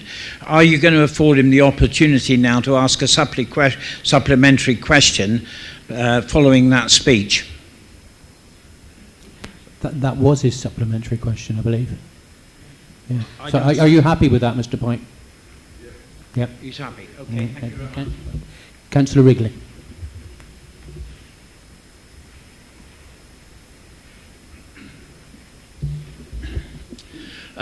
Thank you, Councillor Jeffreys, and thanks to the officers and the team that has brought all this forward to us. And thank you for adding the steering group. I think there's one thing we can all agree on, that the centre of Newton Abbott is in need of some TLC, and that 9 million will be a helpful contribution to achieve that. I'm excited by the idea of a thriving market, one to rival Totnes, one that works with our local providers, growers, crafts and tradespeople, drawing people in during the day from across the district and operating alongside and growing markets in Teignmouth or Chudley or Dawlish. And I'm excited by the idea of a thriving evening economy with cinema and with a wide variety of live entertainment, from orchestras to poetry, from community choirs to dancers, and from amateur productions to professional touring shows. I recall seeing The Tempest by the RSC in Dawlish with my children many years ago, but that was an all too rare event. I want to see quality performance most nights of the year that brings people into the centre of Newton Abbott. In fact, I want to see this creating a cultural hub of the town and the district. Which brings us on to the details of the paper in front of us. To me, it's clear we should neither do nothing nor opt for a solution that is neither transformational nor sustainable. We need something that is more than just a standalone theatre. We need a revitalised market and a true cultural hub that can support dancers, orchestras, choirs, professional performers, and even stand-up comics. However, what we have in front of us does not detail the design, nor the details of the layout of the interior. We have an indicative layout that designates areas within the building, no more than that. How we choose to use those spaces and what facilities or structures are within them is not yet stated. And this is subject to further consultation and design prior to bringing forward a planning application. And with the amended recommendations, I can see that the proposed steering group can help us do this and be key in that. But this is not a simple project, and we have a number of hurdles to get over. It is great that the fund is helping us to finance a new cinema. That will be a good complementary attraction to the cultural hub performance space for the evening economy. And of course, any changes to the interior of the Market Hall and the Alex building will also be subject to listed building consent, and just because it's a council project does not guarantee planning consent. But here again, I think the steering group will be a key to making this success. And we need to make sure the performance space provided is not only suitable and adequate, but transformational and sustainable, and for more than just theatre. I'm expecting the steering role will play a key role in getting this right. Personally, I don't know what it'll look like exactly. It may be a superior version of the Teignmouth pavilions. This has become a real draw for Teignmouth, and in Dawlish I often hear it praised and spoken about. It is a multi-use compromise, but it does provide more than just theatre and appears to succeed in drawing footfall to the area. Or it may be more efficient and effective to look at the designs brought forward through the Newton Abbott CIC to expand and enhance the current structures to create a space suitable for larger audiences and different types of performance and linking them to the revised Market Hall. However, it cannot be less than transformational and it must be sustainable. It would need good professional management to ensure that whatever is provided is almost constantly in use and maximises the audiences. And it must be suitable for a wide range of groups in the town and the surrounds to use. I thank the Newton Abbott CIC for drawing together a meeting of some 25 local cultural organisations and hearing what facilities they will be able to make good use of in the performance space. And I thank those organisations, or many of those organisations, for the letters and emails telling us what they will need. And we should cater to this range of organisations their needs as much as we can. And the steering group is key to this. And I expect to see the CIC having a strong voice in this. The success of the market will rely on it having a clear identity and purpose, some star attractions, strong marketing, and cooperation with neighbouring towns.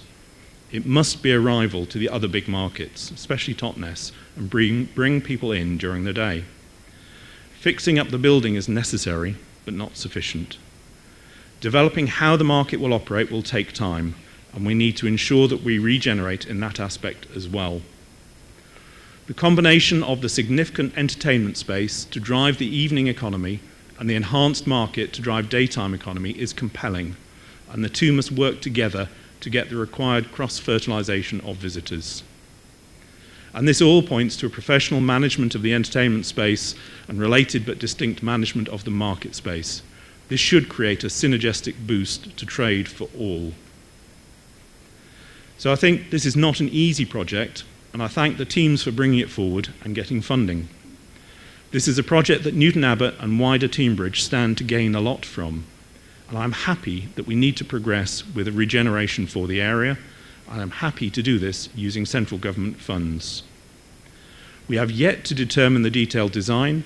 It's vital that we involve a full breadth of vision for the evening economy and the daytime economy in setting out that design, and the amended proposal involving the steering group should help us get that right. So I'm very happy to second this proposal as amended. Thank you. Thank you, Councillor Wrigley. I have a couple of hands up, so I'll next go to Councillor Dawes. Hi, thank you for the ability to speak on this matter. I've read through the amount of detail that was provided in both Part 1 and Part 2 of this very important issue. I was very disappointed and surprised to find that a letter from the Theatres Trust has not been disclosed to members. That has been sent last Thursday by the Theatres Trust. If people don't know who the Theatres Trust are, they are a statutory body who need to be consulted on any changes to theatres throughout the country, and their weight has their influence has a great deal of weight on any planning decisions. Since the letter has not been disclosed to members, the Theatres Trust gave me the opportunity and ability to reference it, and I will share with anyone who would like to at the break a copy of this letter. So from the Theatres Trust letter, the Council has not to date sought the engagement of the Trust on its plans for the Alexandra. We are the national advisory public body for theatres, and significantly, we are also a statutory consultee in the planning system. The Trust's remit extends to theatre buildings in other uses. Nonetheless, the Alexandra has retained its theatre and functionality and continues with live performance. If the current plans are progressed without compelling evidence and justification for the loss of the theatre and performance provision, we would strongly be objecting to the relevant planning application. We would note, as a statutory consultee, the Council would need to demonstrate cogent and compelling reasons for departing from our expert view, a principle established in case law.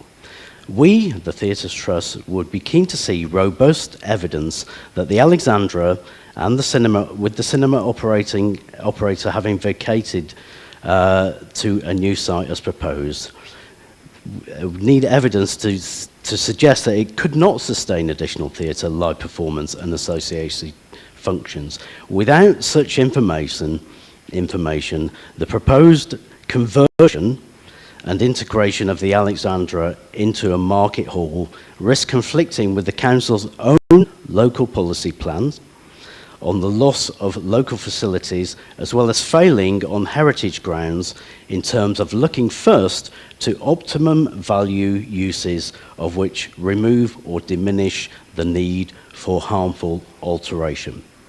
So what the Theatres Trust are saying is that what should have been exhausted fully and properly before plans came through to come up with something that might be like the Dawlish Pavilions, though the drawings do not belie that the Council had an obligation to consult with all bodies.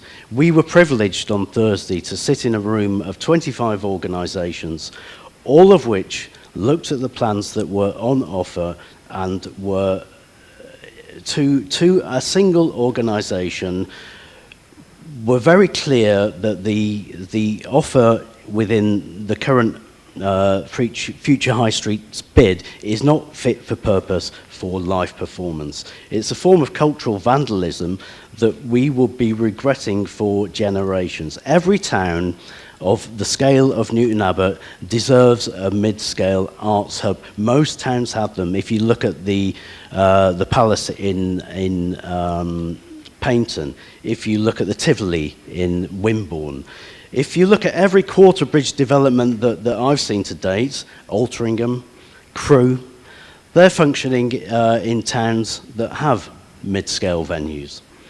The home of Frank Matcham, the birthplace of Frank Matcham, the architect that gave the UK the pavilion, the London Palladium, the Blackpool Grand, the Proscenium Arch Theatre as we know it today. His own town has its own fully functioning historic Proscenium Arch Theatre. It would be an act of insanity, of cultural vandalism, to rip this out before exhausting all avenues, and the consultation has not been full, has not been proper, and has not been thorough. So before any vote is put forward, I would put forward my own amendment to this, that we need to go back to first principles on this, and rather than have a closed working group, we need a full and proper and robust consultation that takes on board every member that attended the meeting of the Newton Abbott CIC in a full and open way, and that then the plans can be revisited and the conversations can be had with the future High Streets Trust. Because if we do not do this, the Theatres Trust, as they pointed out, would not support the planning application, and without their support, this council will be recklessly risking the £9.2 million grant themselves, rather than the fact that they're currently suggesting that other groups are trying to do the very same thing. So for future generations, I think it's within our absolute obligation. So I would like to put forward the amendment that was put forward previously and not agreed, that if this motion is backed, then it should be backed on the basis that we proceed without removing the back wall of the Proscenium Arch Theatre, and that changes can be made within that, within the existing and historic setting of the Alexandra Theatre. So I propose that motion, and I ask if anyone would second that motion. Councillor Hockin seconded it. Thank you. Thank you very much. I'll move Councillor Cox. You can wait for the microphone, please.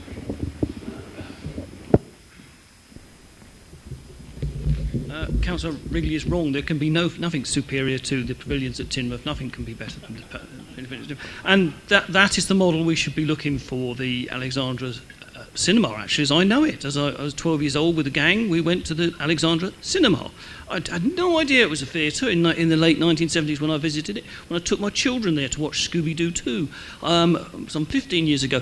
I had no idea it was a theatre. It was a lot more hygienic, I have to say, than when I'd visited it in as a 12-year-old. So I had no idea it was a theatre. I was always known it as a cinema. Now, that may be because I've come from Teignmouth, and I've had loads of correspondence about this, and I have asked people, when did it start being called a theatre again? Before 1927 it was a theatre. And I did ask one of the people, did they know about the Bushel Theatre? And they said, oh yes, we use it regularly. So the idea that there is actually no other theatre in Newton Abbott is slightly wrong. I don't know if the Bushel is perfect or is a thing, but I mean, as Councillor Wrigley said, I watched the Royal Shakespeare Company do, I think, Titus Andronicus at Dawlish Leisure Centre. The world famous Royal Shakespeare Company doing a performance in a sports centre. So, let's not get too precious about this, but I think what Councillor Wrigley's motion has offered us is an option to look at, and if we have the good services of Newton Abbott CIC, and certainly John involved in that, we would, I think, come up to a sensible conclusion. Nothing is written in stone. I think it was unhelpful that we had an illustration that showed a sort of people eating in what was the Alexandra cinema. So I would support Councillor Wrigley's proposal. I think that's very helpful. I think it gives community groups, community arts groups, the chance to have a say in the way it is done. Thank you. Thank you very much, Councillor Cox. Councillor Hockin. Yeah, thank you, Chairman. Isn't it funny, isn't it, how we sit here and try and make decisions on something that actually, although we own the building, actually it's to do with Newton Abbott. It's to do with Newton Abbott people, residents, visitors, town council. The last time the town council was involved in talking about the regeneration, if you like, of the market area, not just the market hall, but the market area, was a few years ago. This proposal come forward as a town councillor. I have not been asked to make a comment on it. So therefore, I don't believe that your consultation has been fully made. Quarterbridge have said all the way along that to make the market hall viable, in their words, then the Alexander has to go. The Alexander, the wall between the space the Alexander Theatre stroke cinema has to go, because they need, not this council, Quarterhouse needs that space to be able to produce the plans that Quarterbridge are putting forward. You can't expect to take a theatre and then knock a wall down and put it into one huge room and expect shows to go on there. When the pantomime goes on, they do three shows a year, the Newton Abbott Amateur Dramatic people. They put 3 shows on because that's all they are allowed to put on under the lease that this council has with Scotch Cinemas. So the 3 shows that they're allowed to put on, they're on for a week. Scenery's up. They go in there rehearsing. They've got the changing rooms there. Once all that is gone, how do you expect a pantomime to be put on in the middle of a market hall when you've got everything going on during the day? You've got people milling around in the so-called cafe and bistro type in the evening. How do you expect people to sit there and listen and watch a pantomime when all this is going on? You can't. Once that wall goes down, that is no longer a theatre. It becomes a glorified market hall with all the problems that a market hall has. Newton Abbott's market has been going now since 1220, as we all know. It has deteriorated over the last, 20, 30 years because of the way we shop now. You go in any high street and you can see empty shops everywhere around. Newton Abbott is actually doing very well. One of the main shopping people, business people, David Austin, he is supporting the fact that we keep the cinema. Now, he wouldn't be doing that if he thought that the best way was to knock the wall down and make it into a big market to increase the footfall, because he doesn't believe that himself. It was funny that we all sat there, and I sat there at that meeting, the CIC meeting, back last Tuesday. Everyone, as Councillor Dawes has said that the space that's being put forward, and it is the space that's being put forward, is the whole area, and that is the floor area, including the Alexander Cinema Theatre, whatever you want to call it, is not of any good to performances. Now, we have a plan in front of us that I believe this council, if it fell behind it, could have a win-win situation. We could have a nice modern theatre that will equal, if not better, than Tingmouth Pavilions. We could have the market hall, which would be improved. It could have a mezzanated floor put in at one end to have your coffee stroke bistro. There is so much potential that could be done. You would have your new theatre, and you would still keep your 9.2 million. But to go down the road and ask us to accept a plan, accept the payment of a plan that no one knows anything about. All we've got is a drawing that takes away a wall and makes two buildings into one. No one knows what's going to be put there. Even the portfolio holder doesn't know what's going to be put there. How can you expect us as councillors to accept that? And I, for one, will not. I'm here to support Newton Abbott, its residents, and what I believe in. And I believe this council, if they're not very careful, will be making mistakes like they've made in the past. They made mistakes with allowing the market to be redeveloped in the late 1970s. They made mistakes when they allowed Asda to move from where it was going to be to where it is now, leaving Newton Abbott with a desolate area and a big pit in the middle. And I can see them doing exactly the same now if we're not very careful. And I, for one, do not want this council to be seen to do that. I want to be able to sit in years to come and say, I supported that, and I welcome the fact that we now have a thriving theatre, a thriving market, and a thriving cinema in our town. Thank you. Thank you, Councillor Hockin. Councillor McGregor.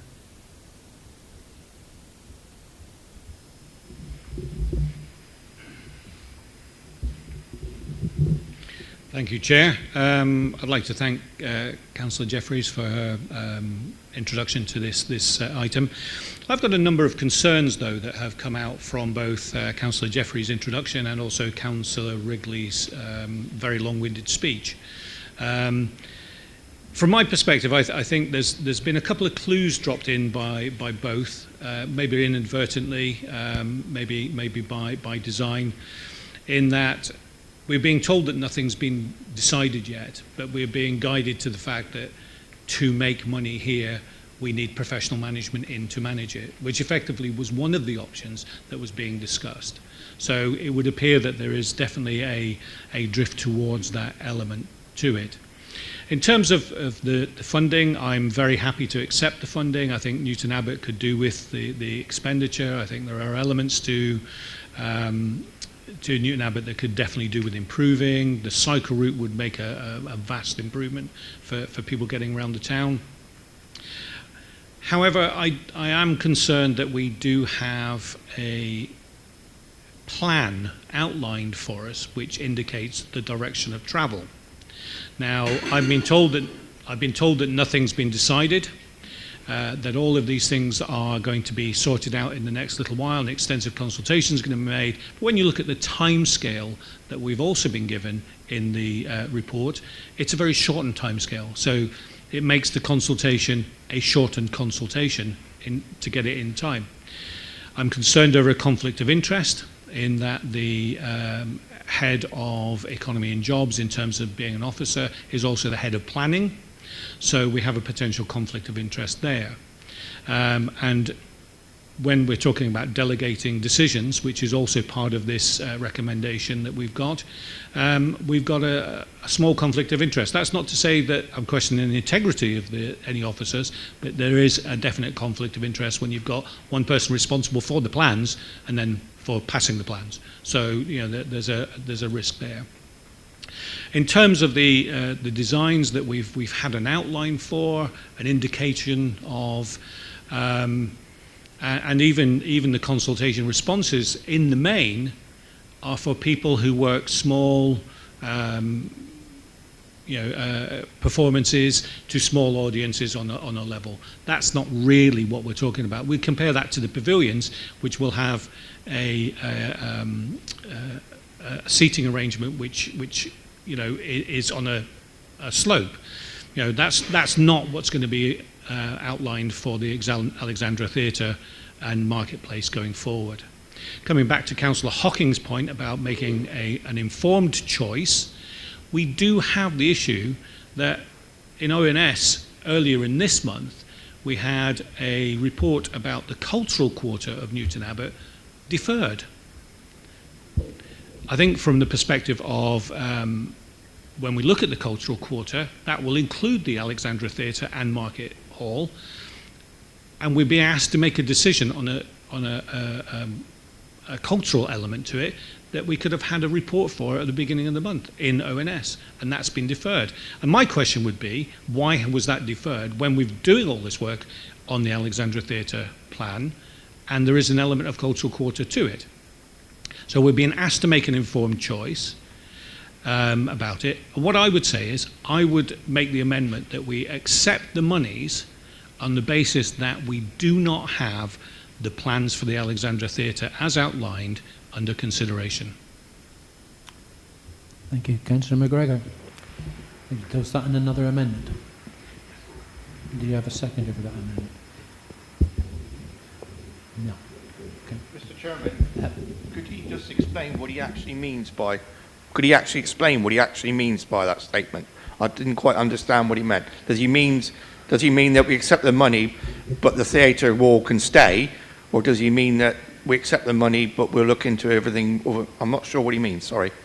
Could you elaborate? That we vote to accept the funding, but that we don't pursue the current plans as they're laid out. Okay.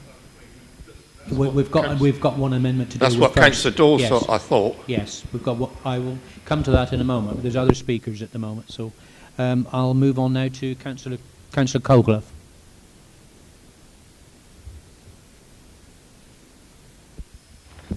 Thank you, Chairman. I have considerable difficulty with this, but this is the way, simply the way I see things.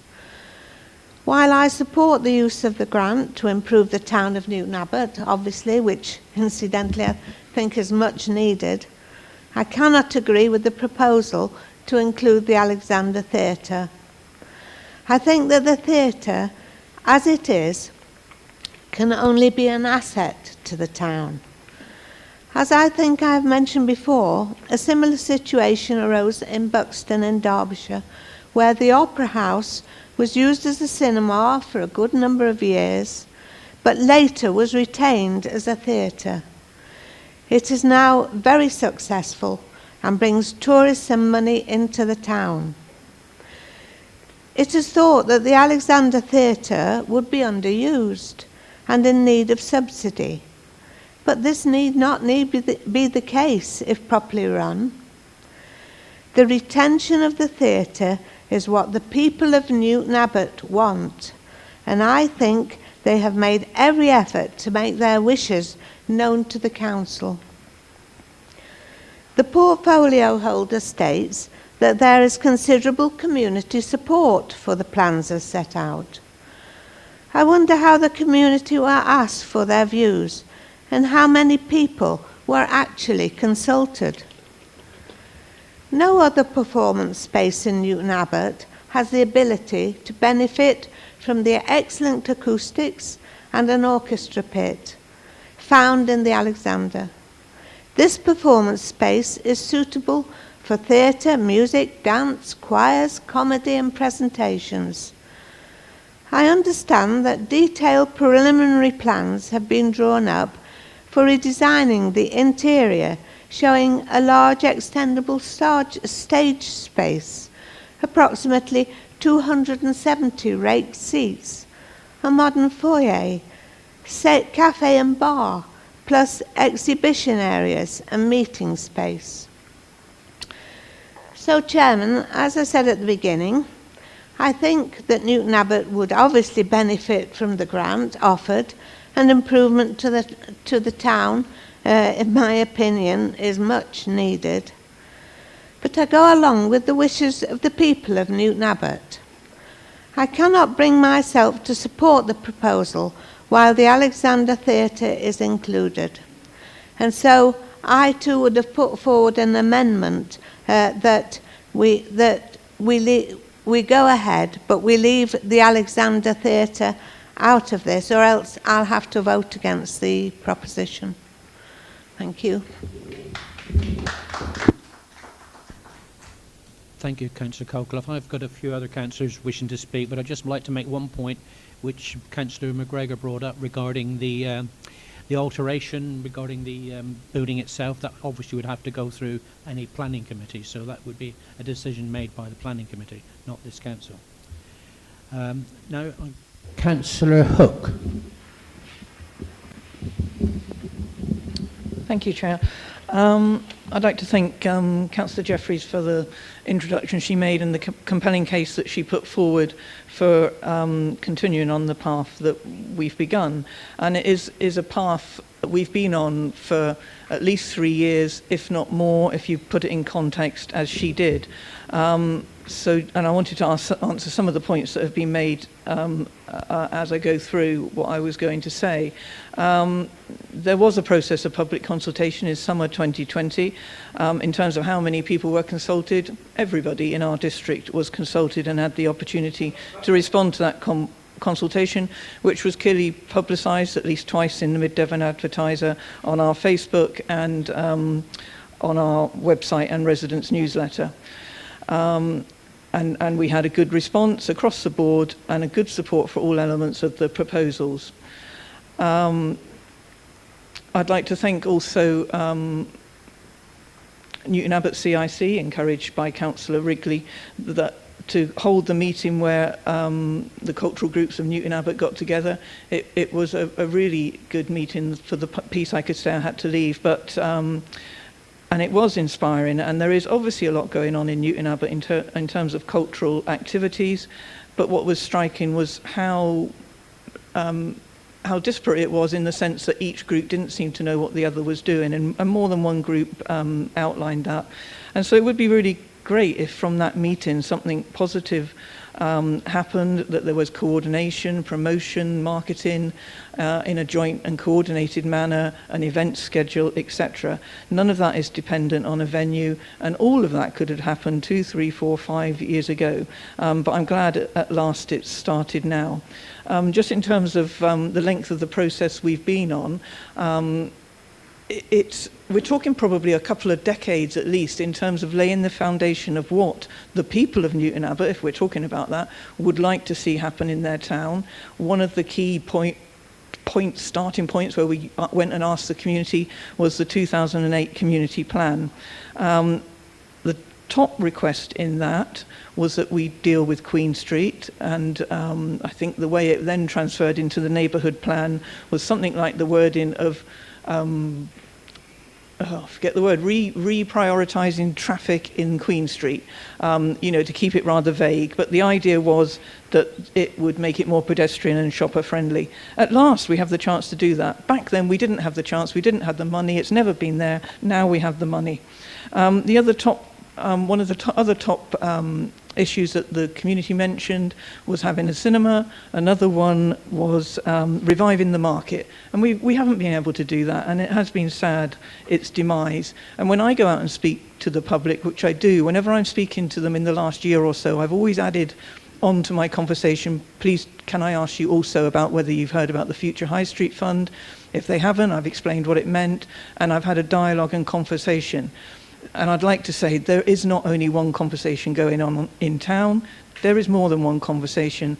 And I would, if I was to pick out the one thing that people want to continue talking to me about when I mention it, it's about the market and shopping and retail and just the general demise, and sadly, I have to say, of that market area of our town. I don't agree with Councillor Hawkins' statement that that's just because of the way people shop now. It's not, because if you look at the evidence around the country, market towns, the old market towns, are some of the towns that are having the biggest revival now of all the towns. And this is our chance to be one of those reviving market towns that is taking advantage of its market status and reforming itself as that premier market town in our district. This is our chance to do it.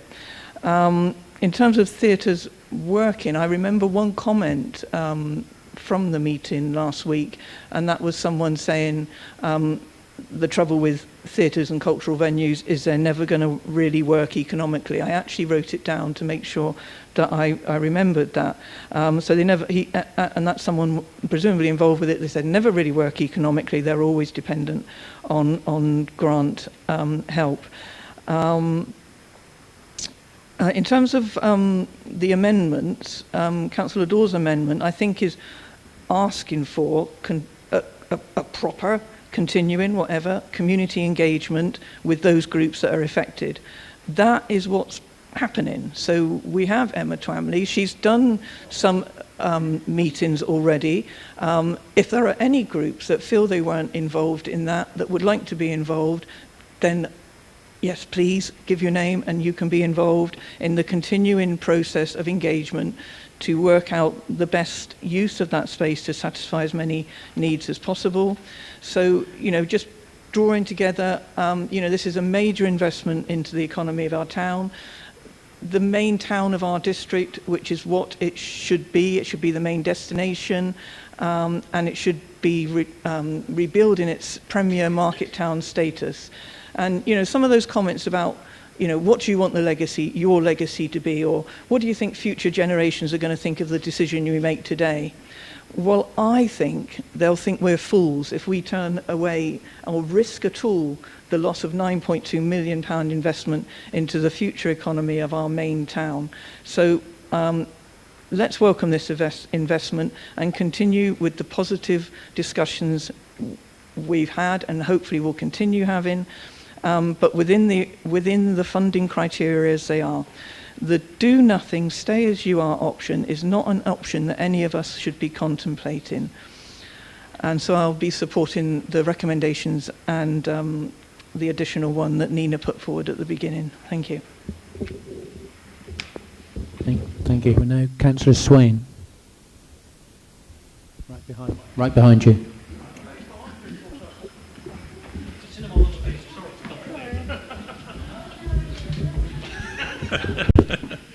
Thank you. I want to thank everyone that's emailed me about this issue. I've replied to all but the latest, and I've had some very interesting conversations with people, which has helped me to try and understand both sides of this question. I agree with the leader of the Conservative group who said earlier that revenue support grant had been dropped to zero. That's a payment previously made by Conservative government. He welcomed that, and he also welcomed a donation from a member of the public which helped to fund council services. But whether Conservatives think the council needs more money or less, the reality is we are living with austerity policies and the council does not have a lot of money, and we have to be very careful with every penny. We need this funding for Newton Abbott. The suggestion that we should reject the entire package because we can't deliver a full-time theatre is not one that I can support. The amendment to retain the back wall does in effect create a full-time theatre, and I think it's important to realise that it's not currently a full-time theatre. This would be creating a new resource, which would be a great thing, and I'm not against it, but that's a big ask, and it's a big new facility that doesn't currently exist. So we're not just asking the council to refrain from knocking down a wall, we're asking them to create a full-time theatre, and we've got to be careful with that and check whether it's affordable both immediately and in the long term, and whether it jeopardises the funding. The reality of austerity policies and also the conditions of this funding is that resources have to be used in a very versatile way, and I think versatility is the key. I do understand the concerns, but one of the best theatre performances I've seen was The Tempest performed on a beach. So I am concerned. I am concerned about the concerns raised about the features of the theatre, and traditional theatre is one of the things that we need to try and accommodate in that new space, and I think that's really important. So I welcome the amendment to form a steering group, and I want to make sure that those concerns are heard. And I've been asking questions myself about the arrangement of seating, storage and facilities for longer term plays. I think these need to be taken into account, and I think the steering group will do that. But I can't support an amendment to retain the back wall because it's asking too much. Thank you. Thank you, Councillor Swain. Councillor Malone.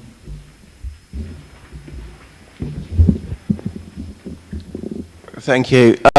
Yeah, I can't really believe all this stuff I'm hearing. I've seen Macbeth in a fridge. I've seen HMS Pinafore up a tree. You go to theatre, you can do it anywhere.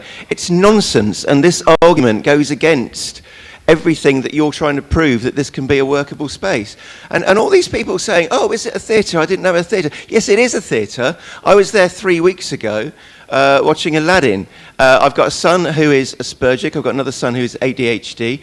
I've got a little girl who's 5 and has the attention span of a caffeinated goldfish. I didn't think they would put down the Nintendos, but they did, and they could talk about nothing else for the next 2 days. It was a wonderful thing. It was a cultural thing. It was a joyous thing. It was a Newton Abbott thing, and it was the very essence of the community feeling that provides footfall and gives a centre and a heart to this town that you're all vacillating about, frankly. It was there. It existed. And just to recap on the Theatres Trust, they see it as a theatre, and they are going to fight tooth and nail. So if you take this to the wire and then come up against them, they have judicial precedent, and it will be turned down. So if anyone's going to lose this money, it's you taking this to the wire without talking to people. And it's wrong that you should put that blame on other people, saying you're going to lose us the money. They're just fighting for what they think is right, and that is their democratic right. So can we stop trying to, and can we stop, please, going on about the bushel, because it's not a theatre that is in common use. It can't take travelling shows. It's in constant use by the school. I've looked into using it. It's very difficult. So can we stop with this nonsense, because you're just taking people for idiots. The Bushel Theatre is not a theatre that this town has access to. And the Theatres Trust will not see it as that, believe me. Now, can we just... I mean, nobody with any background in the theatre arts has been consulted on this at all. With respect to Councillor Jeffreys, I believe her degree is in fine arts. It's not the same thing. And all the people that could have helped, that could have had some friendly input, have just been turned down, ignored. It's ridiculous. And what's gone on, what's so disappointing about this is that the entire process, it's just the level of misinformation and deceit. I mean, the council knows this scheme has no local support in Newton Abbott, but instead of acknowledging this, instead of working with the interesting bodies to find some middle way, we've had all sorts. We've had a memorandum of understanding that was no such thing. We've had a constant litany of anecdote. Oh, I spoke to somebody and they're really behind it. I spoke to people in this town. Who? We don't believe you. Nobody believes you. I've seen letters in the local press with made-up names on them, written by councillors in this room, right? Made-up letters, parroting what they'd said 2 days before in council, to the word. You know, people aren't stupid, and they're not buying this.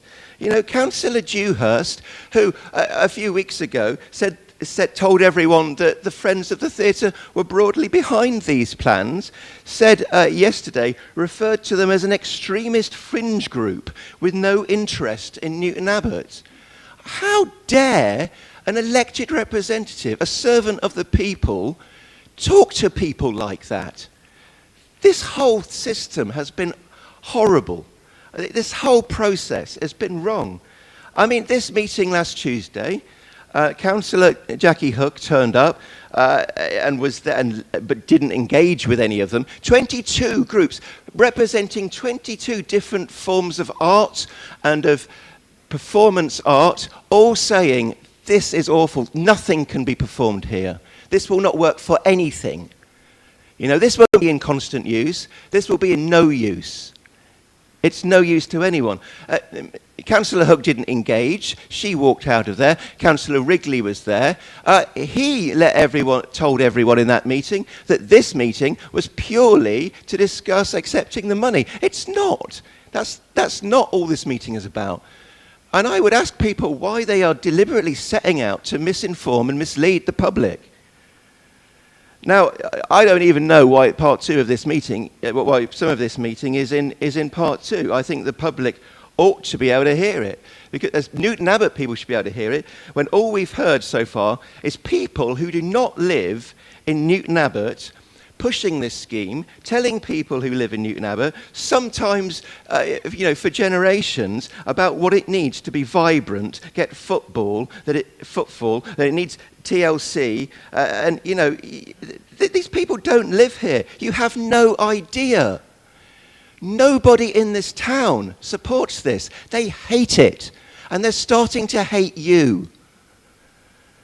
And all that they've had in return for, I have to say, a really, really polite, a really, really patient attempt to engage with you. All they've had is being maligned and abused and called childish names. Now, I don't know how any of you can sit here and vote for this and say, oh, future generations would look down on us if we didn't. Future generations will not speak your name. You know, you won't get served in... There's still people in this town who don't get served in pubs because of pen in. You are very much in that tradition and no others. Thank you.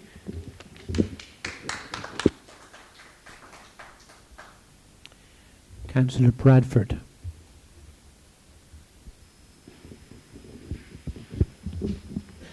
Thank you, Chairman. First of all, I am not against the acquisition of the future High Street Fund for Newton Abbott. But what I am against is the needless desecration of the Alexandra Theatre. And obviously, I am not the only one. I have received countless emails, as I am sure that you all have, from many residents of Newton Abbott and beyond. There are almost 6,000 signatures on the petition, Save the Alex. They are all very upset and cannot believe that this could be the plan. Surely we have been elected by the people for the people. Why, when we hardly have any culture in Newton Abbott, would you want to get rid of the little that we do have? A theatre is where magic happens. Our theatre is unique. It's a Grade 2 listed building, number 1256893. And yes, it is listed as a theatre. Councillor Dewhurst, Councillor Cox, Councillor Swain, not a cinema. May I remind you of the core strategy document by TDC, dated 2013 to 2033, the overall vision and policy objectives for Newton Abbott. NA11C. Forms of development that respect the heritage and cultural assets in this area of the town centre. I'll repeat it. Forms of development that respect the heritage and cultural assets in this area of the town centre. Policy EM5, heritage assets, says development which would be likely to directly or indirectly harm such an asset will not be permitted unless there is sufficient information available to make an informed decision on the impact. The benefits of the development outweigh the harm, and if the benefits cannot be provided through an alternative, less harmful location, design, or form of development. I've studied all the facts and findings, and I don't believe there is sufficient information. And there is an alternative.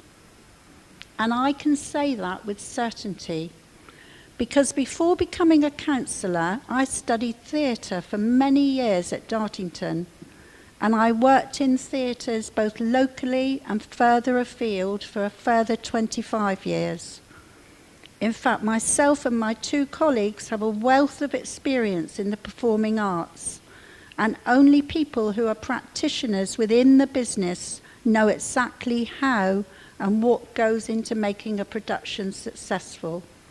The amount of precise collaborative work is enormous.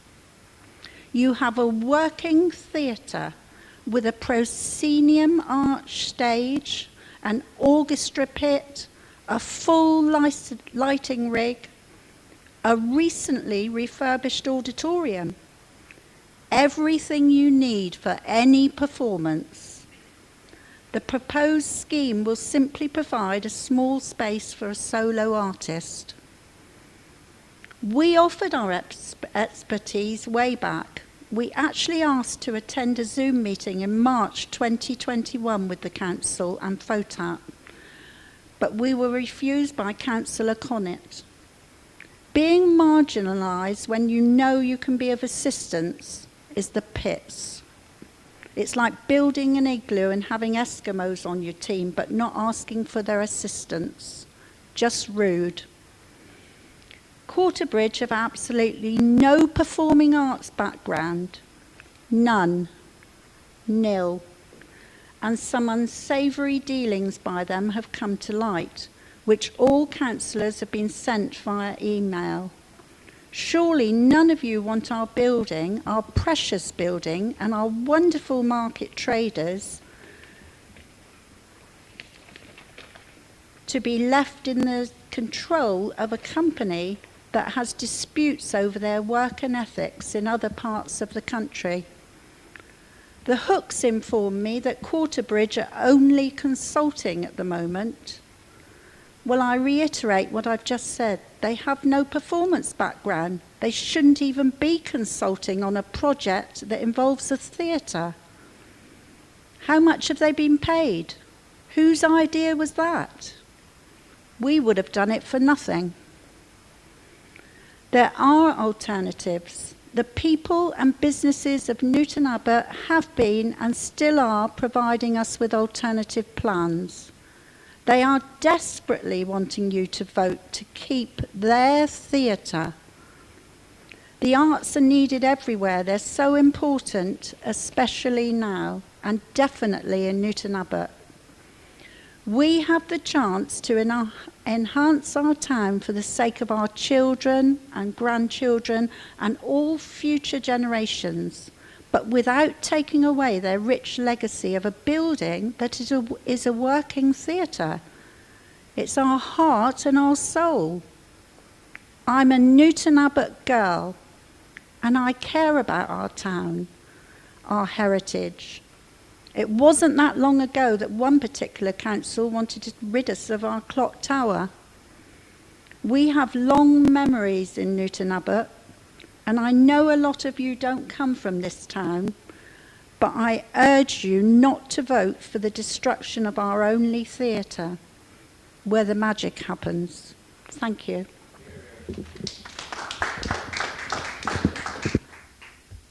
Thank you, Councillor Bradford. I know there's a number of people who keep raising their hands. I've got you all listed, but I do intend to hear from people who haven't had a time to speak first, if that's okay. So I've noted you got your hands up. It's going to take a little while, so please bear with us. Councillor Petherick.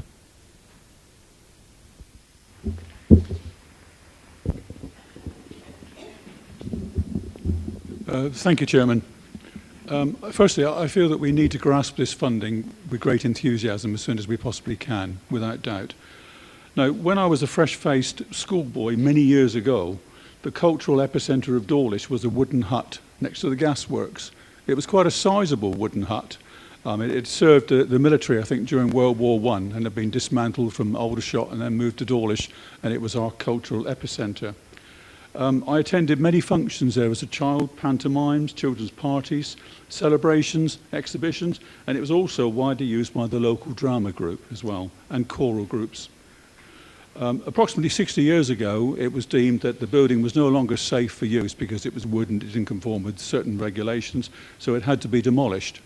There was the opportunity for children's parties and exhibitions and celebrations to be held elsewhere. There were other rooms available within Dawlish, but the Drama Society, they didn't have an option, and they thought that they would actually look for a suitable building for themselves. And they found a building in Dawlish which was called the Shaftesbury Hall, which was on the market for £2,500, and it was estimated that it would cost a further £1,000 to convert the building into a theatre. Although the drama group at the time only had £40 to their name, the committee took the brave decision to purchase the building. The building was originally constructed in 1881 and had been used for meetings and a variety of social gatherings. The drama group embarked on a vigorous fundraising campaign and were successful and raised the money. The Shaftesbury Theatre was finally opened in September 1959. The stage area measured just 19 feet by 19 feet, and at the time there was a seating capacity of 147. Initially, tubal chairs were used. Wouldn't be acceptable now, of course. They were tied together with string. But fortunately, then tiered seating was the money was raised for tiered seating at a later date. Now, since then, this theatre has really gone from strength to strength. Next month, there's a play being performed by the local drama group, written by Jim Cartwright, called Two. The following month, on the 16th of April, there's an Abbott tribute band, and I think it will pay well because we're being charged £19 each to go into it. So, and in between that, the Shaftesbury Theatre is used for other things, so birthday parties. If someone wants a special birthday party and they want to watch a movie at the same time, then they can do that. Now, there is, living in a town that's got a theatre, it's got something special actually. I mean, we go to the theatre in Plymouth and also to the theatre, Princess Theatre. We pay extortionate money to park there. But there's something quite pleasant about going to the theatre in your own town. As you're walking towards the theatre, you come across like-minded people that are going in the same direction. When you get there, there's a group of local people waiting to get in. And it's local people that are going to be entertained by local people, which is quite something. And it's good for the community. I mean, I would hope that somehow today we could come to a compromise or find a compromise so that the Alex could stay. I mean, I'm not totally convinced that we need to put a lot of funding into it, though, to create a venue with expensive tiered seating and so on. I know it has to be conform with legislation, but I rather hope that today we can reach a compromise, please. Thank you. Thank you, Councillor Petherick. Councillor Patch.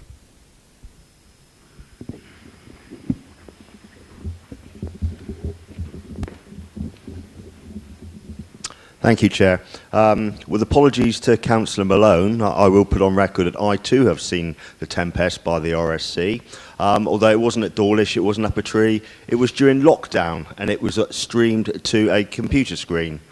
Now, it seems to me that a lot of the impetus behind sort of the proposed development, the people behind it would be quite happy seeing a very large TV screen on the wall in a market space, and that would actually satisfy the cultural aspirations that seem to be sort of overridden by money interests in this. I'd just like to, the main point I'd like to make is that this isn't just an issue for Newton Abbott residents and for those members here who represent Newton Abbott wards. I've received, like a lot of councillors, a great deal of correspondence on this issue, much of which has been from residents of my ward. This should not be seen as just a Newton Abbott issue, but a wider Teignbridge issue. There are people out in the rural wards who are greatly upset by these proposals as well, and who have been asking me to represent their views to this council. I will be fully behind the amendment put forward by Councillor Dawes. I think there must be a compromise where we can accept the money, go forward with the transformational project, but retain that theatre space as a whole theatre and a functional theatre for all of the time.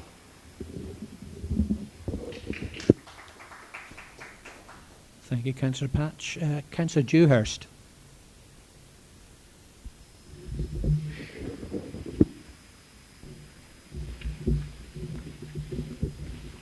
Thank you, Chair, and thank you to Councillor Jeffreys for her presentation, and to our officers who have spent literally years producing this. And I just really want to come back to the recommendations, because we have three recommendations. We have a recommendation to accept the money. We have a recommendation to delegate authority to enable the project to be delivered.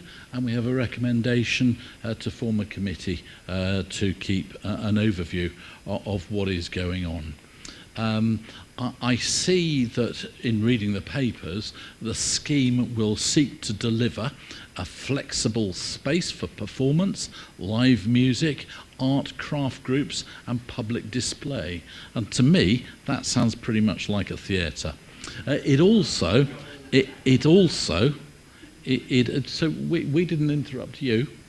So it also provides new retail space, new food space, pop-up retail areas, and of course, as Councillor Hooks mentioned, a new cycle route, improvement to Queen Street. There are many, many benefits flowing from this money. It's also a situation that here today, unless we accept this money, this 9 million, it goes back to government. If we don't use it, it just goes back to government. And in fact, the Alexandra Cinema will remain. It will be a theatre for 3 weeks of the year, and for the remaining year, it will remain as a cinema. So for that reason, I'm going to vote to accept the money. I'm going to vote to accept the authority to deliver the project, and I'm going to vote for the amendment to produce the committee to overview this. And as far as I can see, that will be to the benefit of Newton Abbott and the whole of the Teignbridge district. Thank you. Thank you, Councillor Dewhurst. We're still going. Another councillor who hasn't spoken as yet is Councillor Gordon Hook.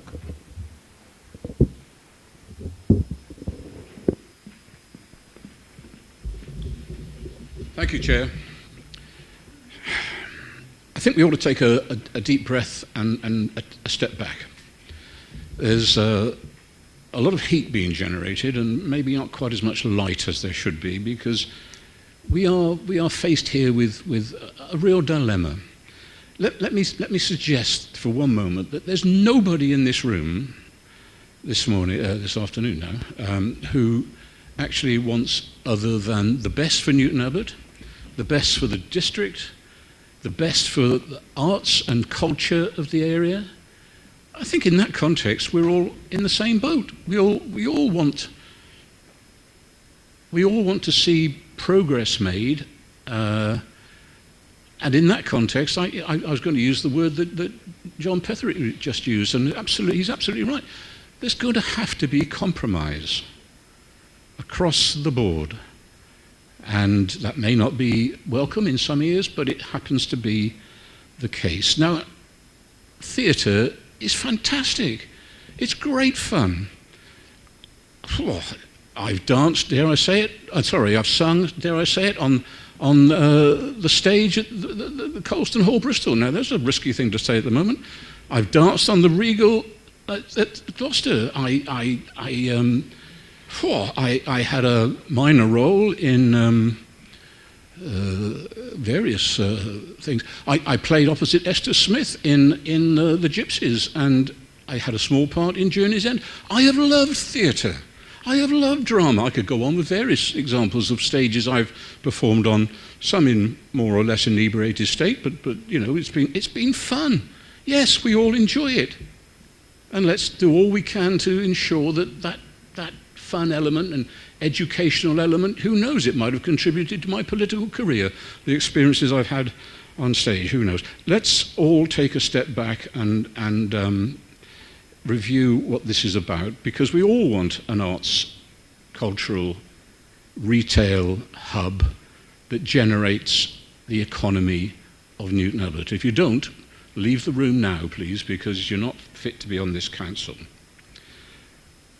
However, let's also state a few facts in all this. This vote in 10 minutes, half an hour, 2 or 3 days' time is not a Bassett's licorice all sorts. You know, you can't put your hand in and have this bit but not that bit. You can't have these bits and reject that. It's fundamentally the basic fact is, do you want £9.2 million for the regeneration of Newton Abbott, or don't you? Because that's essentially what we have to vote on. I want to see live theatre in Newton Abbott. I want to see a cultural hub in Newton Abbott. But I want to see jobs in Newton Abbott. I want to see an active retail, a thriving retail in Newton Abbott. And we're talking about families here putting meals on tables, because rejecting 9.2 million would be nothing short of bonkers. Utterly stark, staring bonkers. Take that on board. I don't say that lightly. It's very, very important that we get this money. Mention's been made of a petition where X number of names are on it. Well, let me tell you, straw in the wind, but my neighbours voted for that, with that petition. They signed that petition. Their families did. They didn't realise that what they were voting for. They thought they were voting to stop the destruction of the theatre, or the cinema, whichever you want to call it. Let's not be pedantic about this. They thought that the cinema was going to be pulled down, and that's what they signed the petition for. Now, that's only 10 or a dozen, but, you know, how many times can that be multiplied? It's incredible. You know, I take it out my nose, thank you. You know, it's incredibly important, I think, that we accept this money, because if we don't, what message does that send? It sends a message that we don't care about Newton Abbott. You vote against this money this morning, and you're voting against the future of Newton Abbott. You're voting to maintain indifference. You're voting to retain a steady decline. You're voting against families and employment, jobs, income in Newton Abbott. I can't live with that. You might be able to. You vote against it, and in so doing, you are denigrating the future of this town. That's important to me. Over to you. Thank you. Thank you, Councillor Hook. Councillor Rollison. And can I just say at this time, once the councillors who haven't had a chance to speak have had their voice, I shall be recommending that we go into part 2 at that time, because anything you want to come back may be resolved with financial details. So I shall be recommending at that time we go into part 2. So anyone who's asked to speak again, then that's what we will be doing. So in the meantime, there's 2 councillors who haven't spoken on this item, and then I recommend we go into part 2. Councillor Rollison. Thank you, Chair. I'd like to start by saying I think we should support this proposal, and we need to vote to take the money and for further consultation and engagement with the community. I'd like to thank Councillor Jeffreys and Councillor Wrigley, especially Councillor Wrigley, for his concise, informative and precise delivery of his reasons, as he normally does. I think there's a danger that we're looking just to focus on a theatre and the preservation of a theatre, and losing the sight of losing nearly £10 million, £9.2 million worth of investment and development. And that development will actually include opportunities to have the performing arts in many varieties and shapes and forms that they come in. It's not the loss of 3 weeks a year, it's actually the opportunity to have more in community events throughout the week, throughout the year. And I think we can't say that we're losing our cultural heritage. Neither are we losing a Grade 2 listed building. It will be restored more to its former glory, and it will still be there. So to say that the theatre, the building has been destroyed is not true, is it? It will be there. There will be opportunities for performing arts, but we can't lose sight of the bigger picture for the economy, the employment, and the vibrant future for Newton Abbott and the surrounding areas. Somebody referred to the children going off to Bristol and London. That's exactly where my children are going, and they're unlikely to come here till they're retired, long after I have gone. They like the vibrance of their communities, which has all the things that are on offer in Newton Abbott if we take this opportunity. You must do this. You're not losing the theatre, you're not losing your cultural heritage. You've got to keep sight of the big picture, grab this money, because it'll never come again. And I understand that the high streets are still dying all around the country and here. And we know performing arts can perform anywhere. My brother's an actor. He actually puts on productions in theatres in Yorkshire, and he works in the community, from pubs to sports halls to anywhere that have him. He's actually performed at Totnes Castle, and it's been referred to that the Royal Shakespeare Company can perform in a sports hall. Of course, real actors, dedicated people can perform anywhere. It's their art, their love. You don't need to sit in a box and take what's given to you. Performing arts are far more interactive now, and that's what engages the younger people especially. and I thoroughly enjoy that kind of life. So I urge you really just to vote for this. We're not losing anything. We're going to gain an awful lot. So thank you very much. Thank you very much, Councillor Rawson. Councillor Russell. Hand up. Oh, thank you, Chairman. I just wanted to just let members know about our experience at Teignmouth when we had the choice of losing the old, much-loved Carlton Theatre and to go for a big opportunity to provide a multi-use an office space and get some money from the government to do that. And that's how the pavilions came about. There was a lot of sorrow to lose the Carlton Theatre, but it was riddled with asbestos and it was quite unsuitable for modern day audiences. So we didn't have any choice. But at the same time, we still have the Riviera Cinema, which is still there. The auditorium is still there. Although it's a church, it is used in the old-fashioned way as a cinema, but it doesn't have the facilities by any means. And we all sit there on the old horsehair seats and put up with it, but it's a nostalgic evening rather than anything else. But the pavilions does serve as a very good service in Teignmouth. It provides widescreen theatre, widescreen cinema and theatre performances. And we have the folding seats, but we only have 220 seats in the pavilions against the 450 seats we had at the Carlton Theatre. So we have had to make some changes. But I can understand why Newton Abbott wants to keep the Alexandra Theatre. I've been to performances there. The seats are extremely comfortable, and it's a lovely experience. So if there was some middle way, are we saying that the Alexandra Theatre is something wrong with it structurally, as was the case with the Carlton Theatre, where we had the asbestos problem and it had to go? Is there a structural problem why the Alexandra Theatre cannot be still utilised within the new development? Because it is a heritage building and it's much loved by the local community. So has enough thought been given to trying to keep it as it is within the new complex as a heritage building that people would love to see? You know, glass and concrete is all very well, but it's not the same as the old buildings and the solid buildings that abound in Newton Abbott. Look at the library, for instance. To get an experience, to experience real theatre seats instead of ones that fold back and it's a multi-use. It's very good, the multi-use. It's good at the pavilions, I have to say.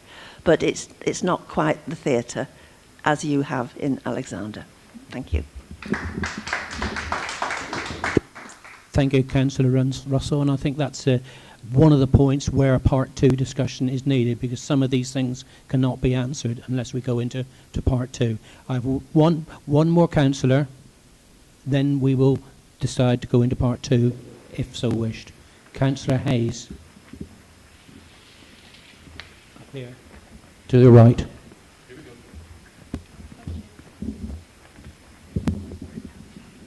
Thank you, Chair. I'll make this quite brief.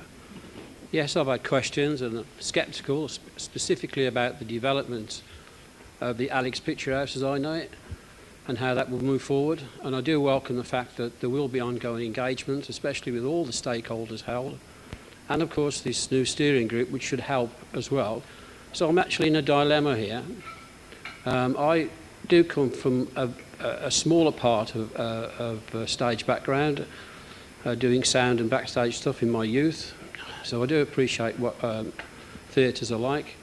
And the dilemma is my heart is telling me that I'd love to see this building as a theatre, but my head is telling me £9.2 million you cannot refuse. This kind of investment in this town, you can see where Newton Abbott's going. We have Newton's Place now, we have the cover over Market Walk, and this extra £9.2 million might just be the bit that pushes Newton Abbott forward and continues its major senior town, not only in Teignmouth, but probably in Devon. So I would welcome this. And just a footnote, you know what the young people call Newton Abbott? They call it Newton Scabbot, and also Downton Abbott as the fact that they're still in the dinosaur area. So this is an opportunity just to move us forward, I think. And I do feel sorry for people who come from a stage background. Yeah, I understand that, I get that. It's emotional, the grease paint, the roar of the crowd and all that, it's good. But unfortunately, 9.2 million, I'm afraid, takes priority. Thank you. Thank you, Councillor Hayes. I realise councillors got their hands up about coming back, but this debate is not finished, and whatever points you want to come back on, we'll come back on in part 2.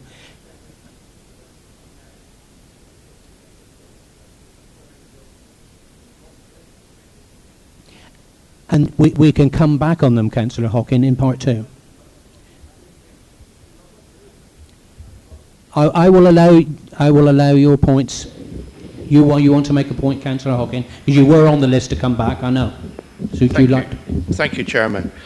A couple of points I want to make. Number one is, once the wall's taken down, the theatre is no longer a theatre. The space will be a big open shed-type space. It will just be a market. Tingmouth Pavilion has a theatre. It may not be what they had before, but they still have a purpose-built theatre unit within the pavilions. You take away that wall, Newton Abbott will lose that. They will not have that. We keep on about this 9.2 million. Let's be very, very frank here, what this 9.2 million is being spent on. A lot of the money is being spent on a Tingbridge asset, a grade 2 asset that Tingbridge has the right and legal obligation to keep in order.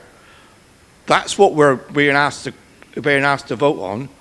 It will not, in my view, make any difference to the high streets of Newton Abbott. Newton Abbott High Street is probably bearing better than anywhere else in the country with the number of shops that we got empty. There is more shops empty within Tingbridge's own market walk than there is in our high street. So it is a Tingbridge asset.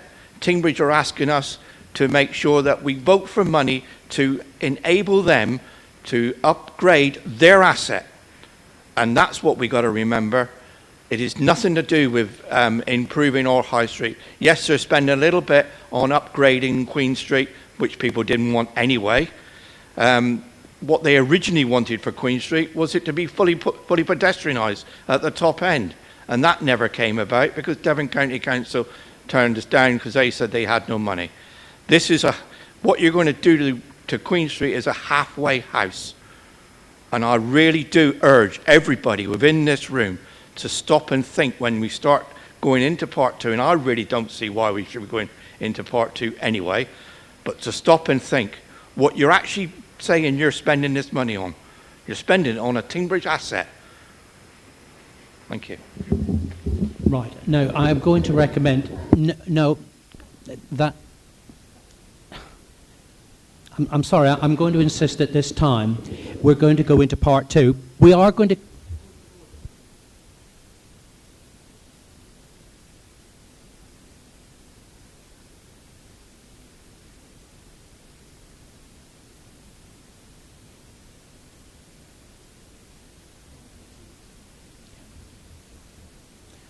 Okay, we can continue to debate in part 1, but confidential information can only be disclosed in part 2.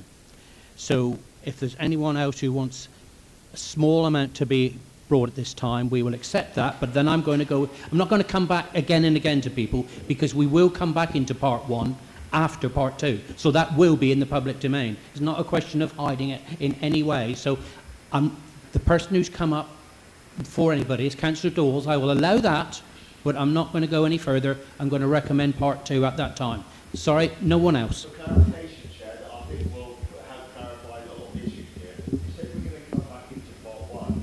We've had an amendment taken in seconded in part 1. Will that be voted on in part 1? Either before or after we go to part 2? All the votes will be taken in part 1. We will come back into part 1, and everything that has been discussed and voted on will be in part 1 with the public present. Thank you, Chair. Okay, so I will allow Councillor Dawes, but that is it at this time. Thank you. Yeah, I just wanted to speak as I put forward the amendment, and there's been a lot of points put forward, a lot of them very interesting, and I'd like to come back on those. Councillor Jackie Hook pointed out that when she came to the CIC meeting, there were 25 groups there, and not a lot of those groups knew what was going on, and there was no joined-up thinking. And that's correct. That was quite a shocking position for us all to be in. Every city I've operated in before, when I was in Brighton and Hove, with my venue in Bath as well, they've had cultural groups that have been run by the councils that have had cross-pollination between the groups. So I'd probably invite the arts and cultural member champion from the Lib Dem executive to tell us what they have been doing and why that disconnect exists at that point in time. I wasn't aware there was an arts and culture member champion until the Theatres Trust wrote to them last Thursday. And I suppose all the councillors in this room probably know who that person is, or maybe they don't. The other thing that I'm a bit worried about is the sort of selective quoting, because again, Councillor Hook came to that meeting and left at half-time with the words, it will never work economically. There's a lot of context to that, because the arts are a balance. They're like education. Some of them work financially in different settings. The larger the group, the larger the scale it needs to be to stand up economically. That doesn't mean that you can't tour something on a small scale, because many groups around the country have funding to do very much that, to tour unfinancially viable shows to towns and cities across the country. So if you have an orchestra, or in fact you have pantomime groups, people will give their time for nothing. So there is a balance there, and there are examples of best practice in many cities and towns of the same size of Newton Abbott where mid-scale theatre and theatre hubs work perfectly well. And the other thing that people seem to conflate and confuse and are using it to some odd ends is that what's a cinema and what's a theatre? Well, I'm sorry, everybody, cinemas are theatres. They call cinema theatres. The Grade 2 listing that exists isn't the outside of the building. That's another misnomer. The listing is a Grade 2 listing on the Alexandra Theatre as it stands, and it would take Historic England and the Theatres Trust to allow any degradation of that. I'll give you some light where none can be shone, because I have renovated a cinema, a derelict cinema, and taken it from an empty shell that was left empty by the ABC in Bath. Invested £1 million of mine and my share co-owners, business owners' money into regenerating a business that took 10 years to stand on its feet financially, all at our own risk. Ultimately, we put it into a community benefit society so that it works on cooperative cooperative model.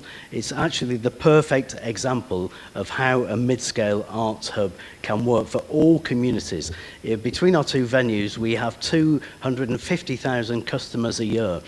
And when people are pontificating in here about what the young people want, I know exactly what they want because they come into my venues. I also know what the middle-aged people want, and I know what the 93-year-olds want, because we entertain them across all genres, across all age groups, and the idea that you can perform anything anywhere is correct.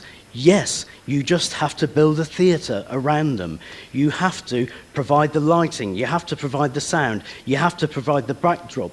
What works is when you have a mid-scale theatre and an arts hub where people can turn up and they don't have to build the theatre around them. So the Theatres Trust letter that has not been referred to, that was sent to our cultural member champion, who has failed to share it to other members, it is sat in everybody's inbox. I will distribute it because I've printed copies as well. And within that, they also reference the misnomer that having a school theatre somewhere outside of the town centre is in some way a replacement. And going back to the very last thing that they say, if the current plans are progressed without compelling evidence and justification for the loss of theatre performance provision, we will be strongly objecting to the relevant planning application. As you note, the £9 million might be lost. It will, if you do this brinksmanship and decide to destroy the Alexandra Theatre with this vote today, which is what you're going to do, this council will bear the responsibility for risking recklessly the £9.2 million that could be invested into an arts and cultural hub that would sit alongside a very well-funded and well-functioning market hall in a vibrant town that we can all be proud of. Thank you. Okay, I'm going to move a recommendation for part 2 shortly, but before I do, just one matter. This council has decided to accept the money from the High Street Fund last year. It is just the budget that we're on for that project that we're talking about here today. So at this time, I would like to recommend that under section 100A, bracket 4 of the Local Government Act 1972, that the press and public be excluded from the meeting during consideration of the following item on the grounds that it involves likely disclosure of exempt information as defined in paragraph 3, financial matters of part 1 of the Schedule 12A of the Act. I would like to propose that. Can I have a seconder? Seconder, Councillor McGregor. Thank you. Can I have a show of hands that we all agree with that?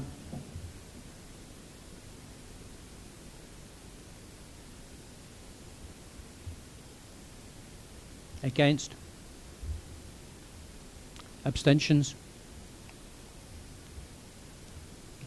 That's carried. We now move into part 2. Can I confirm that we're going to start live streaming, but there is a slight delay, so we will confirm when we're actually being live streamed. Probably a minute or so.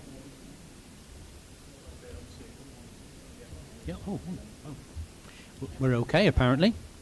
We are live streaming. Okay, we've come out of part 2. So there was an amendment which was put forward by Councillor Clocoff, and that was seconded, I think, by Councillor Clarence. That's right. Yes. So, and the amendment. Can you tell me, confirm exactly, Councillor Clocoff, what the amendment was, so we can all know what we're voting for, or not? That we welcome the £9 million to renovate a much-needed job in Newton Abbott, to bring it up to scratch, but that we leave the Alexander Theatre out of the proposal and just keep it as a building which is an asset to the town as it is. Okay, that's a straightforward proposal, and you're happy with that, Councillor Clarence, right? Can we go to the vote on that amendment, please? Point of order. On what breach are we talking about? Not point of order. We'd like to make this a recorded vote, if 5 people would like to stand up. And we would like to propose a second amendment should this fail. We will deal with this one first, and then we'll see that, okay? Have we got 5 people who are going for that? Standing for that? Yeah, looks like we've got the 5, yeah. Okay. Councillor Patch.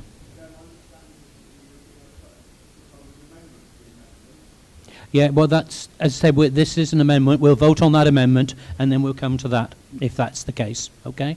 So you've asked for a recorded vote. Are we ready to do that? Councillor Austin? Councillor Bradford? Councillor Clarence? Councillor Colfer? Councillor Connett? Councillor Cook? Councillor David Cox? Councillor Hugh Cox? Councillor Dawes? Councillor Dewhurst? Councillor Foden? Councillor Goodman-Bradbury? Councillor Hayes? Councillor Hocking? Councillor Gordon Hook? Councillor Jackie Hook? Councillor Jeffrey? Councillor Jeffreys. Councillor Keeling. Councillor McGregor. Councillor Malone. Councillor Nutley.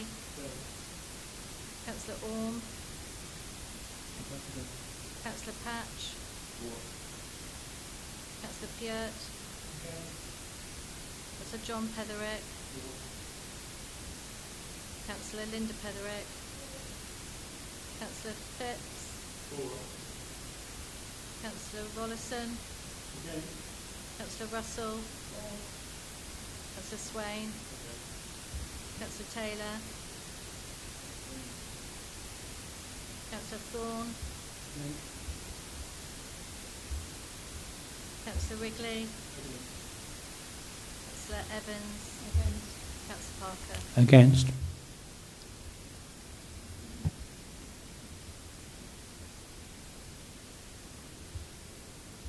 We're just checking the numbers.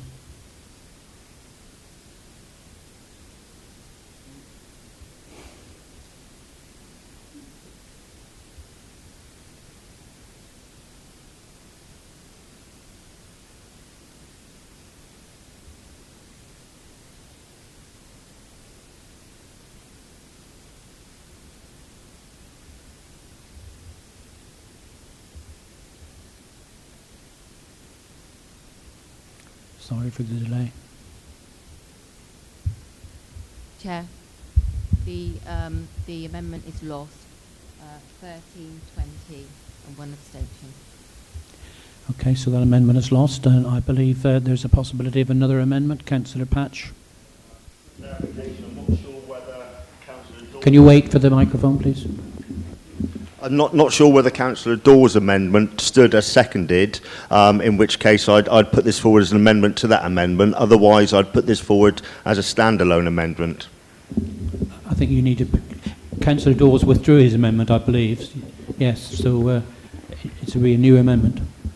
So I'm going to put forward a new amendment that hopefully someone will be able to second. So that the amendment is that a steering group of the 25 attendees or so who are at the CIC meeting work up a fully functioning and thorough business plan to support the Jeremy Newcomb plans for the Alexandra Theatre, and for those to form the first look to optimum viable usage that remove or diminish the need for harmful alteration, and for those to be then implemented into the bid for the future High Street Fund's £9 million. Not quite sure we got all of that, but I'll ask. Just bear with me.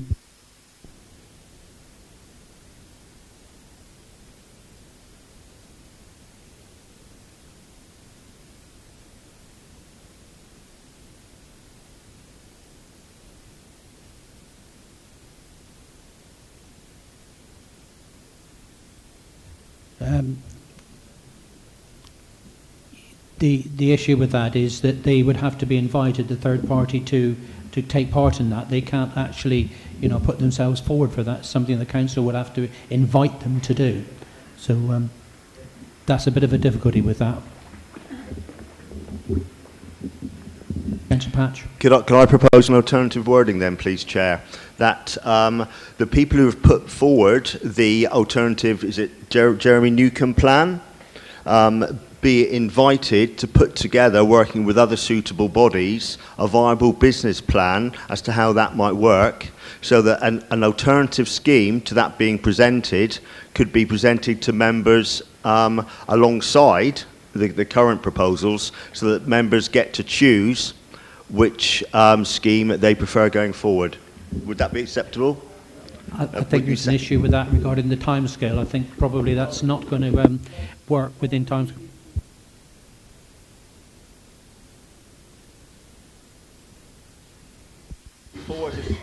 With 2024 as a backstop, there would still be time to work up proposals based upon an architect's drawn scheme that has already been put together. So we're not starting from scratch. Okay, so you put that forward, and it's been seconded. Has it been seconded?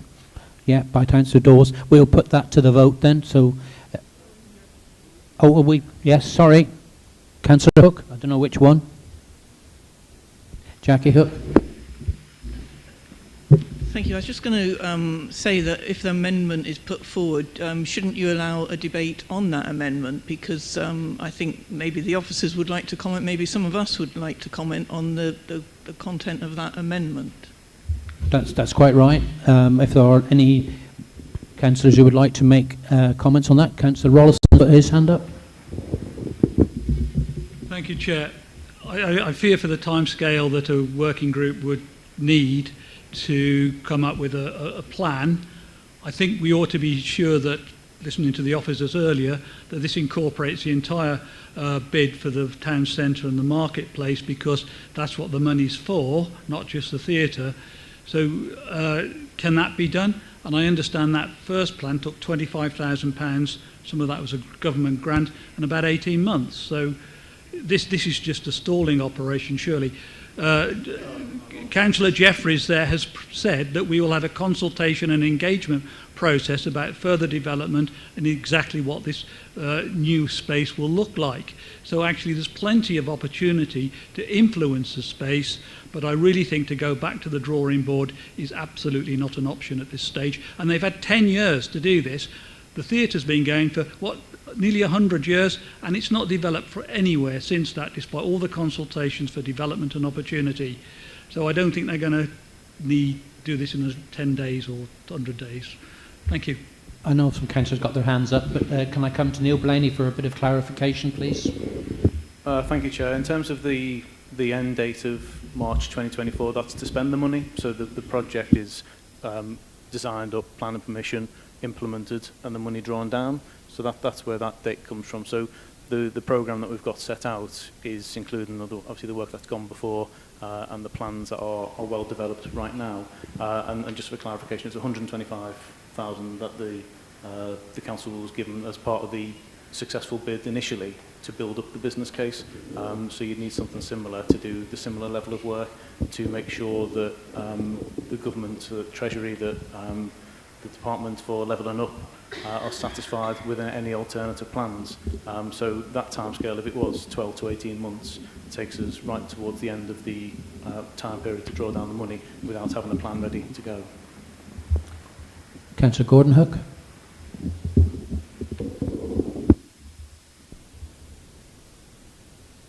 Thanks, Chair. I think that Councillor Rollison was actually touching on where I wanted to go, and I'm seeking clarification, which is almost there, but what is there to separate this amendment, or at least the essence of this amendment, i.e. that there's a consultative group that puts together and looks at let's call it the Jeremy Newcombe plan, and it's a very interesting plan. Where's the divergence between what is proposed in the original amendment, which very much needs depth and substance put to the proposal for that, let's call it the open space, and Jeremy Newcombe's plan, as far as I can see, is admirable, and well, it has much to recommend it. I don't see that they're a million miles apart, and I would want to see very much that plan considered seriously in the next 2 or 3 weeks, not the next 3 or 4 months, because time is a crucial element here. And I just like clarification as to where there is a difference between what is proposed in this amendment and what is possible within the existing proposal to be voted on ultimately. I don't know if Neil Blaney wants to comment on that, whether there is a difference. My take on the difference is whether the theatre is retained in a sense as a standalone. Both proposals are for groups to be formed, steering groups to be chaired by Councillor Jeffreys, to engage all the local groups in the design of the space moving forward. I mean, obviously, if members accept Councillor Jeffreys' proposal, it would be taking forward the design work on the basis of the ambitions set out in the report within the budget approved, and clearly if proposals come forward that aren't in line with the budget approved and don't meet the criteria as set out in the Future High Street Fund, then it's not something that could be taken forward. So, if members approve the recommendation today, the next step would be for officers to work with the consultants, with Councillor Jeffreys, working on the creation of this steering group, and taking forward all these discussions to look at the final design in line with our ambitions and in line with the budget. Okay, thank you very much. Councillor Hockin. Yeah, thank you, Chair. I don't believe I'm hearing all this. There is a complete difference between what Councillor Jeffreys is proposing. What Councillor Jeffreys is proposing is that the Market Hall and the Alexander Theatre becomes one building. Yes, it does become one building. It's set out in the report from Quarterbridge that the only way they can make the market work is by increasing the floor space, and the only way they can increase the floor space is by taking the centre of the Alexander Theatre / cinema out and bringing it down to the same level right the way through that building, and that building will become one. That's what it says, and that's what they're proposing to do. And all the pictures, all the diagrams that we've got in the reports show that. What we're trying to do with this amendment, we're trying to keep the Alexander as a theatre. We're trying to get the cinema built, and we're trying to keep the Market Hall on a similar size as what it is, but with a mezzanated floor or something. It can be done. Now, come on, let's stop beating about the bush saying, oh, it's the same. It's not. It is not the same. Read the reports. Read what it says. Thank you. Councillor Dawes. Thank you. So a couple of points. The idea that it will take a year and £125,000 to build a business plan is probably comes somewhere from operating in the public sector. What a wonderful place to be in. I wish my businesses had been in that. You can create a business plan if you have the need and motivation. I think what the amendment is trying to do is suggest that that can then be put forward with the plans, which are transformational. They are a huge departure from what is there at the moment, and then members can vote on that. Please put a time limit on it. That's absolutely fine. The other suggestion that no one's done anything with the Alexandra Theatre, where have all these theatre groups been doing what they've been doing the last 20, 30, 40 years? I don't know if you noticed, there's a cinema operator in there that has a lease on the building, so they haven't had any ability to do anything. The final point I was going to put forward as well is the suggestion by Councillor Cox and I think Neil Blaney that it's not time for the Theatres Trust to be involved in this. I wonder why they put the line in their letter that you didn't distribute to members, saying, we urge the Council to engage with the Theatres Trust as soon as possible. They're a statutory body who want to communicate with you before you've gone too far down the track in destroying a heritage asset when that need not have happened. Councillor Malone.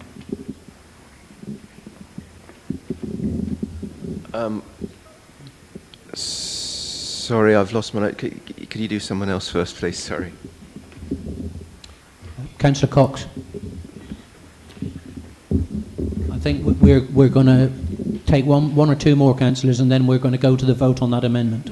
Nothing is set in stone. The illustrations in the report are very unhelpful, frankly, because they do show things that I don't necessarily want. I actually like Jeremy Newcomb's idea. I think we need to be developed, but that is covered by Councillor Jeffreys' amendment. And it won't be an if or a thing. It will become the substantive proposal to the town council, and I hope that Councillor Dawes is involved in that steering group. In fact, we ought to invite him because he does have a lot of expertise on that. So we don't really need. And yeah, I do agree. You can set up a business plan actually for a lot less than £120,000. I wish I had that sort of money to spend on business plans. So you know, but it's unnecessary. We can work with what Councillor Jeffreys has done. There is the compromise. There is the argument to put forward to have a pavilions type activity centre in what is the Alexandra Cinema. So actually, I don't think this amendment is semantics. It does the same thing as Councillor Jeffreys is proposing. And it does. And with Quarterbridge, we don't have to, they're consultants. They consult. We don't have to listen to them. We don't have to accept them. And I mean, I don't know if they're about to be prosecuted by the Serious Crime Office, then obviously we'll find somebody else. Sorry, Mr. Chairman. Please, I'm sorry, but anyone who's already spoken on that amendment, that they've spoken on that amendment. So there's no further discussion from that individual. So, please.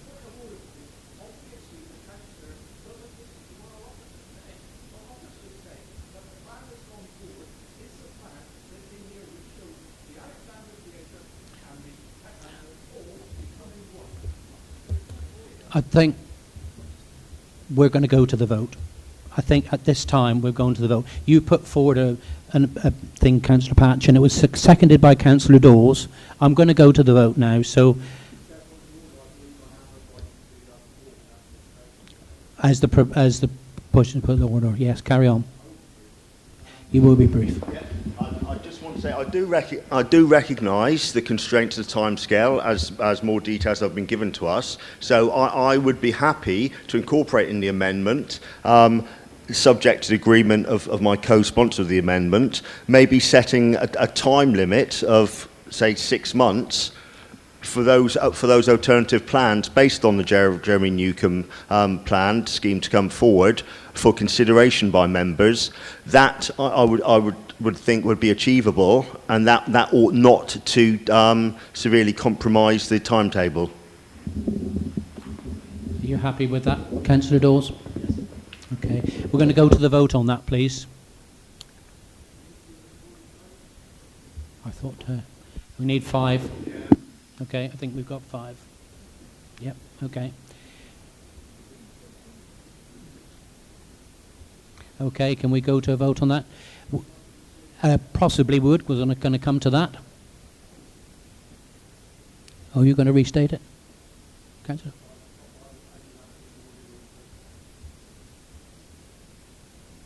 Can you restate it, please?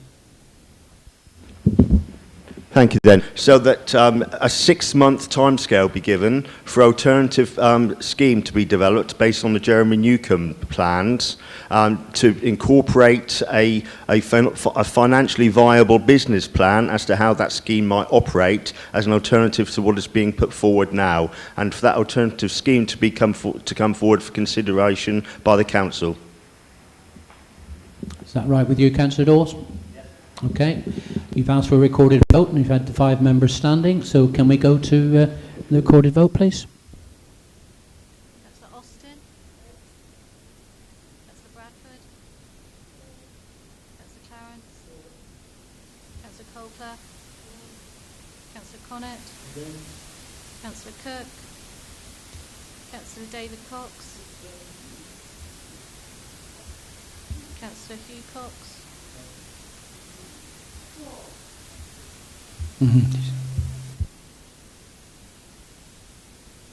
Can we repeat that, please?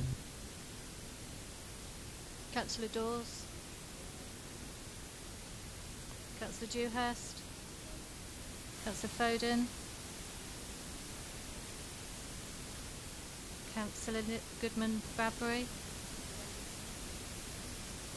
Councillor Hayes, Councillor Hocking, Councillor Gordon Hook, Councillor Jackie Hook, Councillor Jeffrey, Councillor Jeffreys, Councillor Keeling, Councillor McGregor, Councillor Malone, Councillor Nutley, Councillor Patch, Councillor Peart, Councillor John Petherick, Councillor Linda Petherick, Councillor Phipps, Councillor Rollison, Councillor Russell, Councillor Swain, Councillor Taylor, Councillor Thorne, Councillor Wrigley, Councillor Evans, Councillor Parker. Against.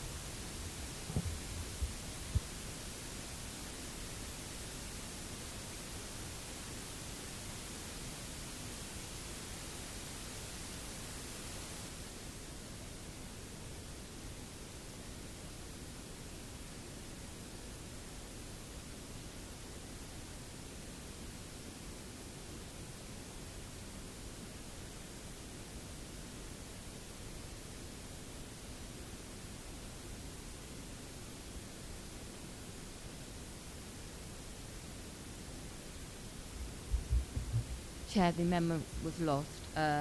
13, 19 and 2 abstentions. Thank you, Sarah. Now we go back to, I believe, the substantive and main motion, which was Councillor Jeffreys. Would you like to restate that?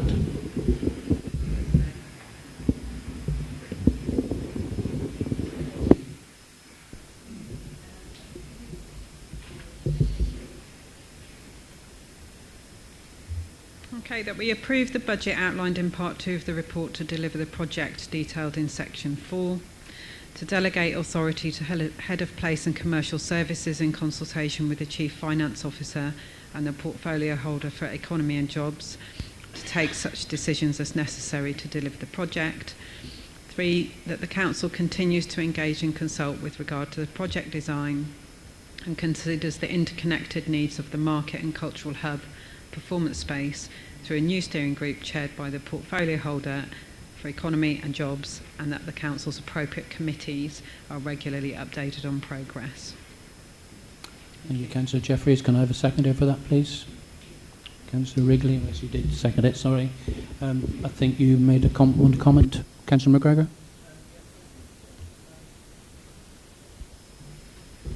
Just to kind of come back on a few points that were made earlier on in the part 1 earlier.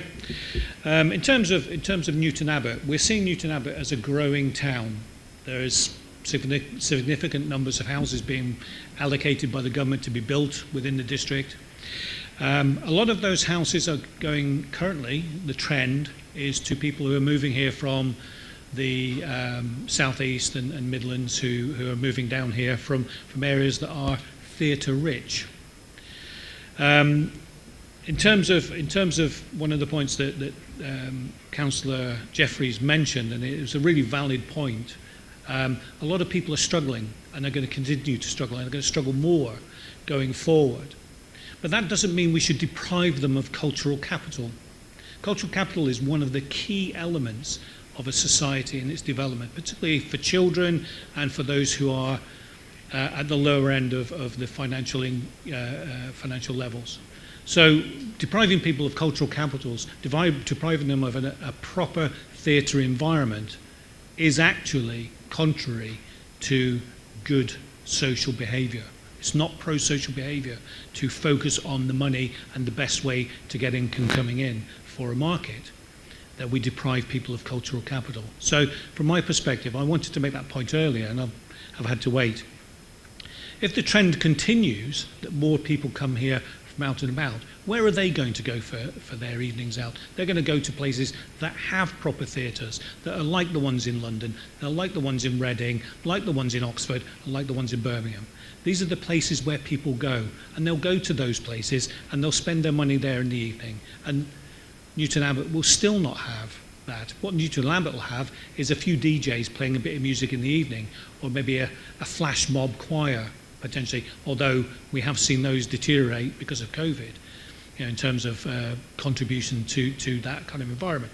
So I'm still concerned that when it comes down to it, what we're doing is we're prioritising the income, potentially for the market, over the cultural capital for our residents. And that's a really important thing that hasn't been considered anywhere in this context. And that is a really important thing. And one last point, that when Councillor Jackie Hook was going over the Grade 2 listing criteria, I'd just like to re-emphasise that the Alexandra Theatre has unique features for Teignbridge and most of Devon.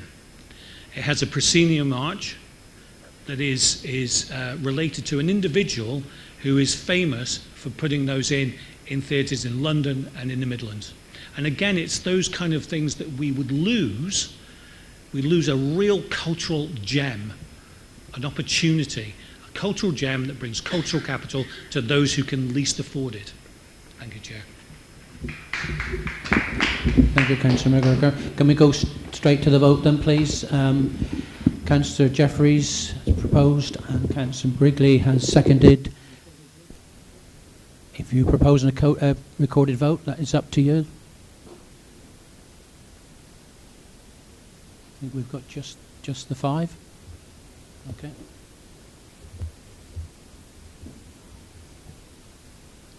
Councillor Austin. Councillor Bradford. Councillor Clarence. Councillor Colclough. Councillor Connett. Councillor Cook. Councillor David Cox. Councillor Hugh Cox. Councillor Dawes. Councillor Dewhurst. Councillor Foden. Councillor Goodman Bradbury. Councillor Hayes. Councillor Hocking. Councillor Gordon Hook. Councillor Jackie Hook. Councillor Jeffrey. Councillor Jeffries. Councillor Keeling. Councillor McGregor. Councillor Malone. Councillor Nutley. Councillor Patch. Councillor Peart. Councillor John Petherick. Councillor Linda Petherick. Councillor Swain. Councillor Taylor. Councillor Thorne. Councillor Wrigley. Councillor Evans. Councillor Parker. 4. That's carried, Chair. Thank you very much. So that motion is carried. Thank you very much, councillors, for your consideration of that. I know it's a very, very difficult situation. I think it was handled quite well by all of you. Thank you very much. Can we now move on to the agenda, please?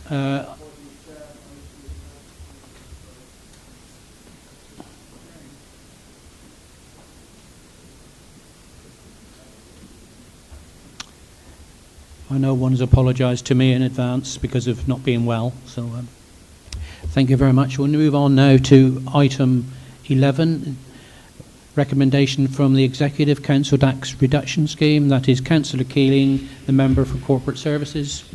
Thank you, Councillor Keeling. Thank you, Mr. Chairman. Colleagues, we have been successfully running a local council tax reduction scheme for Teignbridge residents, maintaining support at 100% for our lowest income households. By the scheme in 2020, introducing an income banded discount scheme which is easier for our customers to understand and quicker for our council tax team to administer, and better able to cope with minor fluctuations in universal credit entitlement. COVID hit just as the new scheme went live, and we very quickly saw a massive increase in caseloads, reflecting the surge in universal credit applications across the country. With the simplified scheme in place, we were able to respond quickly to this increase, reducing the bills on an extra 1,000 claimants within the first couple of months of the scheme going live. This increase in uptake increased costs considerably, but I'm pleased to say that the upward trend has now reversed and the caseload has started to reduce, although whether that will return to pre-COVID levels remains to be seen. It has not been possible to access with any certainty the impact of the new scheme given the upheaval over the last 2 years and the various temporary government initiatives introduced to help residents cope with the financial impacts of COVID. It is clear to me, though, that despite the increase in scheme's costs, this is not the time to consider cutting support or making other changes to the scheme. Our residents need some stability and certainty as they emerge from COVID crisis, and we need the time and a more stable baseline to carry out a review of our scheme's performance before determining whether we need to make any more changes for the future. In the meanwhile, we can take confidence both from the relatively small number of exceptional hardship applications and the minimal number of complaints received to date that overall our scheme is meeting its objectives, and further changes can be considered, if required, once more detailed analysis has been conducted.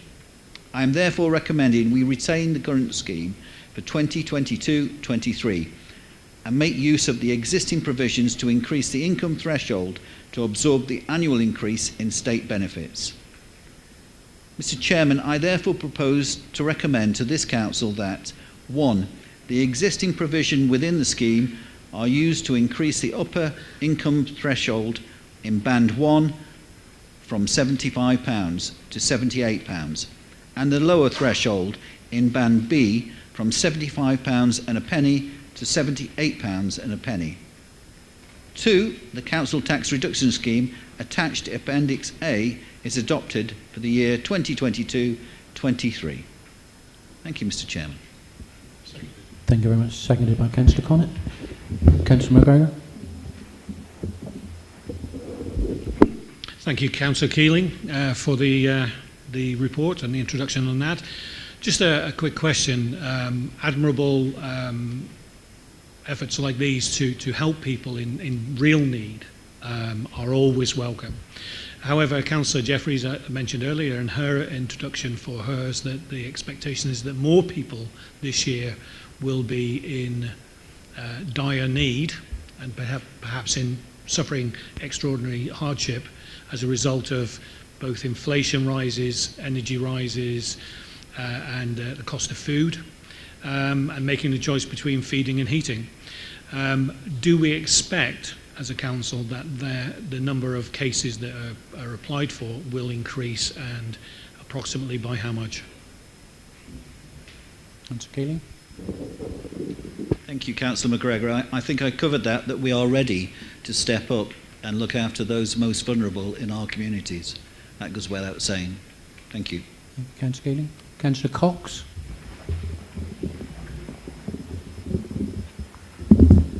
Thank you very much indeed. I welcome this, and it's fantastic that we are the only council in Devon to do that. And I do contrast Councillor McGregor's earlier comments with his recent comments. You know, we're encouraging people from the southeast to come down here for the arts. Oh gosh, you know, in my ward I have the Meadow Centre. It looks. I was painting it the other day, and I looked down upon the Morrisons, which we had 10 million. This council got £10 million for.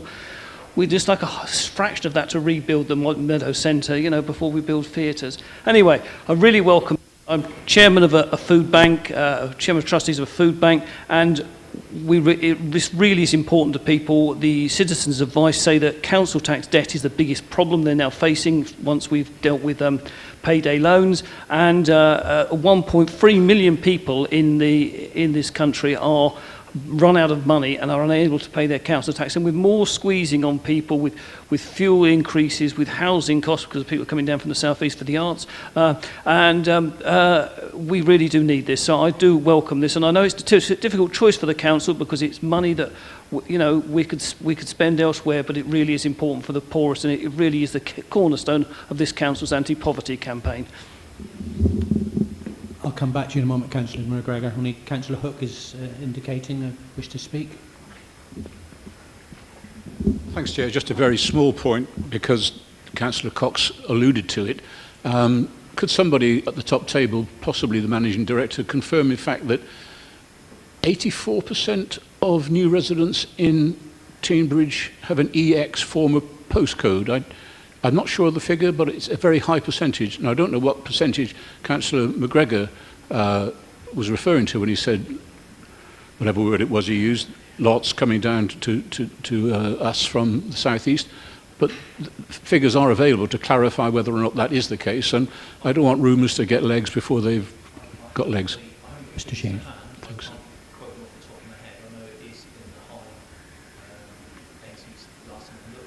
Recently when we were looking at the housing need figures, but we'll put it in the members' newsletter for you. But it certainly was the migration that we're finding are not from people coming from outside EX and TQ post. Thanks. I just wanted to establish that, you know, what is the case, rather than these things get taken as fact before we very long. Thank you. Councillor McGregor. Thank you, Chair. I just want to correct Councillor Cox, first of all, and I'm not encouraging people to come down from the southeast just for the arts.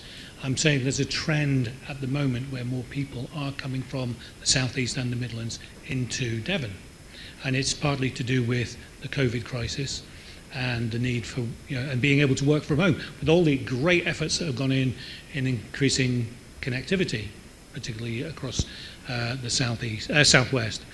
So that's not correct. And equally, when we talk about postcodes and people moving from postcode to postcode, we've got to remember a lot of people sell up in London and move here and rent and have an EX and a TQ postcode before they move to their next address. So let's not fool ourselves about hidden numbers and trying to get legs on rumours. It was just a comment about a trend of people moving here. It's a fact. Speak to estate agents. They will tell you where people originate from. And this is something that is happening, and people are highlighting it on Facebook, on other social media. It does happen. It's not something that we should be embarrassed about, because it's a beautiful area and people like to live here. People come on holiday, retire here. People come down here on holiday and move here with their families. It's not a bad thing. But what we have got to remember is that all of these impact. But let's not pretend, and let's not politicize a comment that I made earlier as though it's some sort of great indicator of my views, when it was just about trends. So I'd thank the two councillors concerned to keep it on the subject. Thank you. Thank you, Councillor McGregor. Councillor Petherick. Thank you, Chairman. Yes.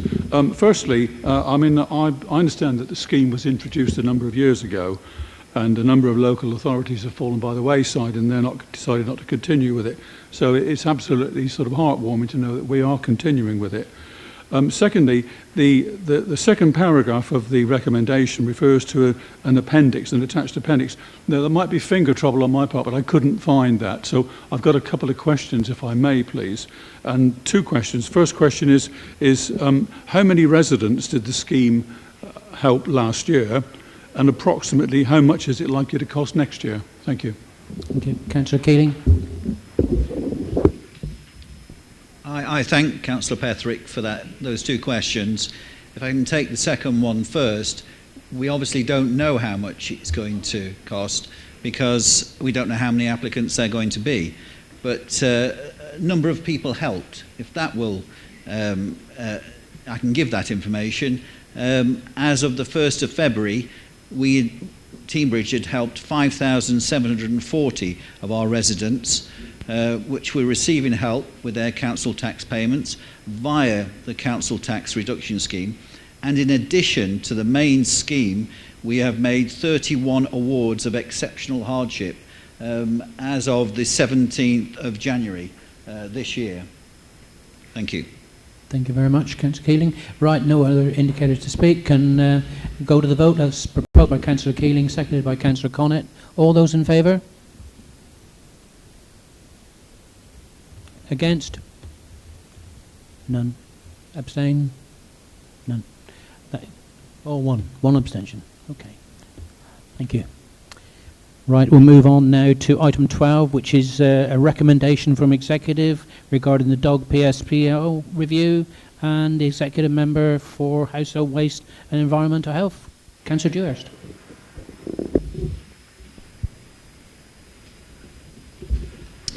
Thank you very much, Chair. So this is a recommendation that comes from the Executive of the 8th of February this year, and the recommendation to Council is to approve the continuation of the very successful Public Spaces Protection Order for responsible dog ownership under sections 59 to 75 of the Antisocial Crime and Policing Act 2014, taking into account the following recommendations of the Task and Finish Group: that the lead length should be reduced to 1 metre and it should be a fixed type, and that officers increase the signage in key locations to inform the public of the controls. And that's it. Thank you very much. Do I have a seconder? Councillor Foden. Thank you. Councillor Russell. Just hang on a minute. This, as you know, was brought in when I was the executive member responsible. You don't mention the number of dogs at any one time being controlled by a person in there. And you talk about the signage. Toxicara is quite serious for for children, particularly eyesight. And there are signs up at NHS premises, and I did pass a copy of that into David Eaton to see whether that could be placed, that signage could be placed in areas where it's very popular with dog walkers. Toxicara, it affects children's eyesight if they happen to touch the grass. So we do have a responsibility to ensure the safety of everybody, particularly children who, on the den, particularly in the summer, I see all the dog walkers in the morning, early in the morning, and then the children are there with their parents crawling around on the same grass. So if we could look at those sorts of protections, I'd be grateful. I've spoken to David about it before, and I did show him the poster that they got up at the NHS, so maybe that could be considered. Thank you, Chairman. Thank you, Councillor Russell. Do you want to come back, Councillor Dewhurst? Thank you very much, Chair. Yes, thank Councillor Russell for her suggestion. I think it's a very good idea. In terms of the signage, I think there are a number of messages we need to get out there, and clearly that's one of them. As far as the numbers of dogs being handled at any one time, that's already part of the PSPO, and that won't change. So this is just about the continuation plus the 2 amendments. Thank you very much. Councillor Phipps. Yeah, thank you, Chair. Just a small query. It says here about 1 metre length. Actually, I think it was on the committee, and I think it was my idea to do that. But what about somebody who's got an extendable dog lead? How do they stand under this if we pass this, that they've got to have a 1 metre fixed lead, and somebody's walking with a lead, extendable lead? How do they stand under this? Will they be fined, or how's that going to work? Councillor Dewhurst. Thank you, Chair, and thank you, Councillor Phipps. So clearly, the important thing is that the dog walker has the dog under control, and to have that dog under control, the lead needs to be 1 metre and no more.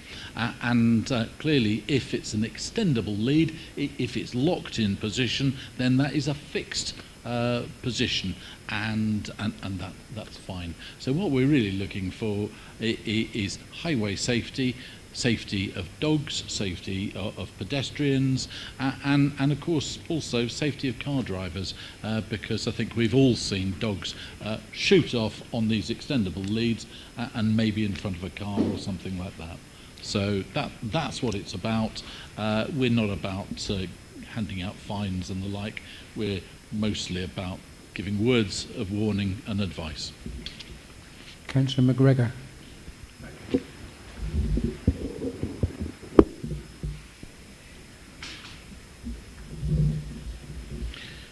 Thank you, Chair.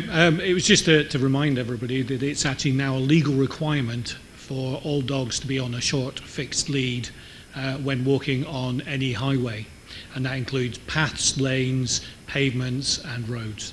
That's a legal requirement. It's not up to us to advise people on the length of their lead or whether they have a fixed or extendable one, but when they're walking along roads and pavements, it makes sense for everybody to have a fixed lead because that is a legal requirement. Councillor McGregor. Councillor Foden.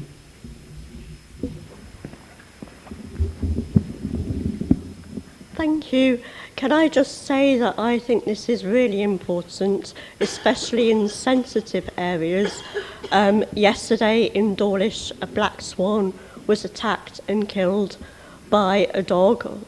Apparently it was on a fixed lead, but nonetheless it's very upsetting for residents of Dawlish. And so that is the reason why I support this. But I'd like to suggest that it also be included in sensitive areas such as Dawlish, where we've got the waterfowl. Thank you. Thank you, Councillor Foden. I'm sure Councillor Dewhurst will make note of that. Thank you. Right, it's been proposed by Councillor Dewhurst, seconded by Councillor Foden. Can we go to the vote? In favour, please? Carried? Against? No. Abstain? No.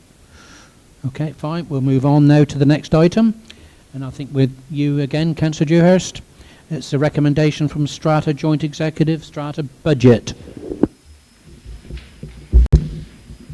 Thank you very much, Chair. Yes, it's rather longer this time, but this is a recommendation that stems from the Strata Joint Executive, which met on Wednesday, the 19th of January this year. And I'm not going to read the whole lot, but basically it's recommendation that the following approved by East Devon District, Exeter City and Cambridge Council. One, that the interim Strata business plan, noting that a new version of the Strata business plan would be completed and brought back for approval once these three authorities had undertaken their digital and IT strategy work and Agilicis had completed their review of Strata. And two, the provision of Power BI Premium of £70,000 apportioned amongst the three authorities as per the percentages in the Strata contract. The total Strata Services Solutions Limited budget of 7.37 million be apportioned in the form of East Devon District Council 2.866 million, Exeter City Council 2.444 million and Teignbridge Council 2.060 million. And then finally the capital requirements budget for the next 12 months of a public switch telephone network replacement for Exeter City Council of 40,000, Exeter City Council Civic Centre door access replacement of 100,000, system upgrade costs, which is our 2012 server replacements, that's £100,000 and apportioned as 35,936 for Exeter, 36,692 for East Devon and 27,372 for Teignbridge. And then the Geographic Information System cloud migration, 10,000 apportioned in the same manner. So that would be 3,594 for Exeter, 3,669 for East Devon and 2,737 for Teignbridge. Thank you. Thank you, Councillor Dewhurst. Do I have a seconder for that, please? Councillor McGregor. Okay. Anyone wishing to speak? Oh, Councillor Russell.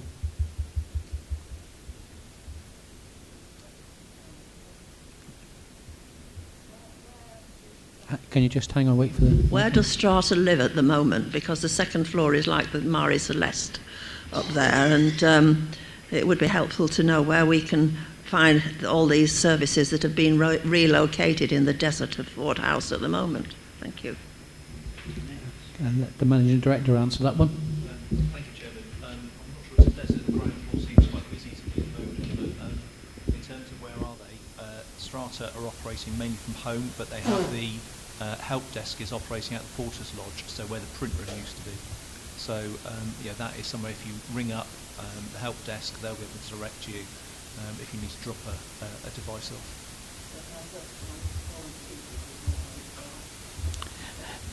Councillor Clarence.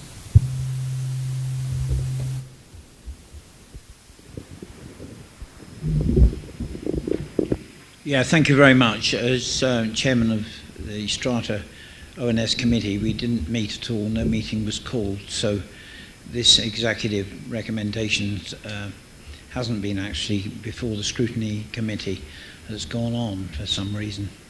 As you know, we've just heard that Strata's costing £7.37 million, of which the Teignbridge share is 2.06 million is what Teignbridge the contribution is. Unfortunately, we seem to be locked into a Strata contract at the moment, but it's my belief that we're paying far too much money for our IT provision as an authority. I did a piece of scrutiny work and asked the 151 officers at all the district councils in Devon how much they were paying. I think the lowest council came back with a figure of under £1 million, and we're at 2.06, and there we go. But I appreciate that we're locked into this contract, whereby there's a considerable number of employees. There's over 70, I think, are involved in Strata. So that it's not something that fits at all comfortably with me. And I just wanted to make that point. Thank you very much. Thank you. Councillor Clarence. Councillor Connett.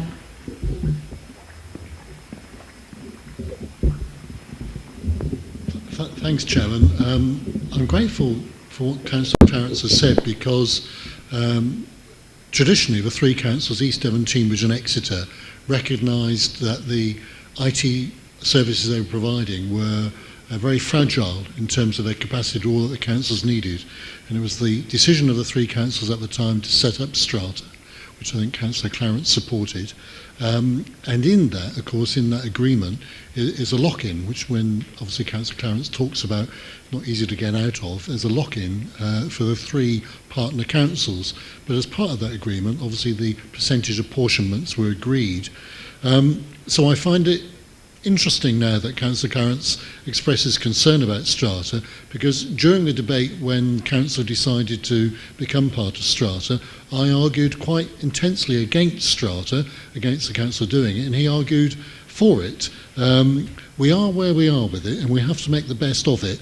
I'm grateful to Councillor Dewhurst for setting out in that detail for us where we are, and it's good that that level of detail is here and available in part one, but I think I'm going to resist Councillor Clarence rewriting some of the history. We are where we are because the Council took an informed decision at the time which he supported.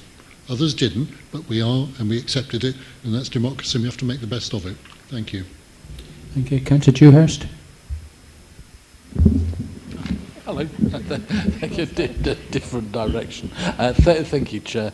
Yes, I'd just like to point Councillor Clarence in the direction of item 1 of this recommendation, and the fact that there is a new Strata business plan being produced already and will come back for approval once the three authorities have agreed it, and also once the three authorities have undertaken their own digital and IT strategy work, and also that Agilicis have completed their review of Strata, because we can all be great experts on these kind of things from the comfort of in front of our iPad, but this is a highly complex company dealing with three councils and a very wide range of services that they offer the three councils. Thank you. Thank you very much. Right, if no others wishing to speak, we've been proposed by Councillor Dewhurst, seconded by Councillor McGregor. All those in favour? Against? Abstain?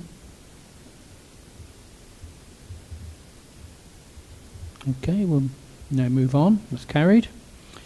And I think it's you again, Councillor Dewhurst. Item 14, recommendations from Strata Joint Executive terms of reference. Thank you very much indeed, Chair. So at that same meeting, it was recommended to East Devon District, Exeter City and Teignbridge Council that the Strata's Joint Executive Committee terms of reference be amended to allow for the officer representation to be the chief executive or their nominee of the three constituent authorities rather than the chief executive. And of course, Chair, that is in the same way that the three leaders are there or their nominated appointee. Thank you. Thank you very much. That's proposed. Have we a seconder? Seconded, are you seconded? Do we have a seconder? Seconded. Councillor Connett. Right, Councillor Clarence. Yes, wait for the microphone. Very interesting. I didn't think we had a CE. I thought we now had a managing director. So the CE's going to this thing, is he? To answer it, it wasn't for me. It was for Exeter. So we weren't worried about my attendance. Thank you. Thank you very much. Right, well, that's been proposed and seconded. Can I go to the vote, please? All those in favour? Against? Abstain? Okay, that's carried. Thank you. Right, we'll move on to item 15. which is cycling and bylaws in Newton Abbott, and the Executive Member for Planning, Councillor Taylor, to move this recommendation. Thank you, Chair, members. Item 15 on today's agenda is the proposal to amend the 1951 Pleasure Grounds bylaw wording regarding cycle riding in a number of Newton Abbott parks. This proposed amendment, which would be subject to a wide-reaching qualitative public consultation exercise, would allow cycles to be used within our parks, either where a right-of-way exists or on designated routes for cycles. The suggested amended wording of the existing bylaw can be found in Appendix D, with the new text of paragraph 5b to read, "A person shall not ride any bicycle, tricycle or other similar machine in any part of the pleasure ground except in any part of the ground where there is a right-of-way for cycles or on a designated route for cycles."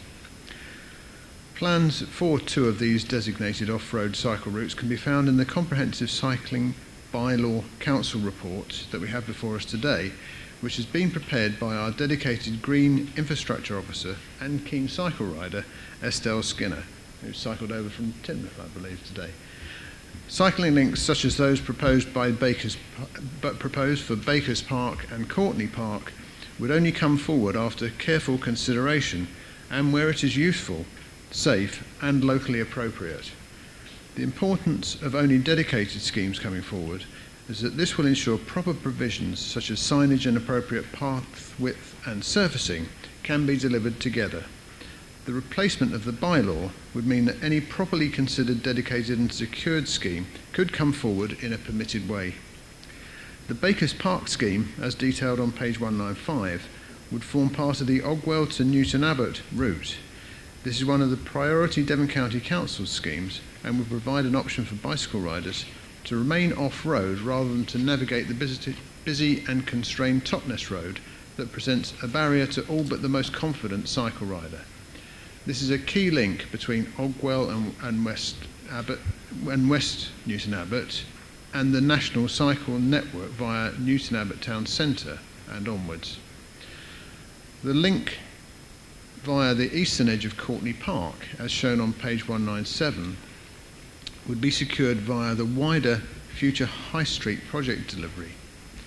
The off-road cycle provision currently terminates at Newton Abbott railway station. This new scheme would include an upgrade to the pedestrian crossing outside the station to provide space to enable bicycles also to cross safely. This short stretch of path via the eastern edge of Courtney Park would enable cycle riders to either join Queen Street from Courtney Park Road or, more advisably, to continue via our quieter back roads towards the town centre, as I did the other day, and I didn't get lost. Chair, members, dedicated off-road routes that provide logical and well-considered connectivity will help reduce the risks posed to those on bikes, whose alternative cycling options are to remain on relatively busy and often challenging roads around our district. The amendment proposed today will help bring about such dedicated cycle routes, while at the same time helping fulfil this Council's core strategy and environmental objectives. I would therefore be pleased to propose the recommendations as set out on page 183. Thank you, Councillor Taylor. Do I have a seconder for that, please? Councillor Connett. Thank you very much. Councillor McGregor. Thank you, Chair. It was very interesting to hear that Bakers Park is only coming forward, if appropriate, when the cycle route through the park along the top lane was considered an integral part of the upgrade that was carried out on the park after the May elections in 2019. So it is a bit of a surprise to find that it's on the back burner. And would the member for planning please enlighten us as to why it's gone from being a priority to an option? Thank you. Councillor Taylor.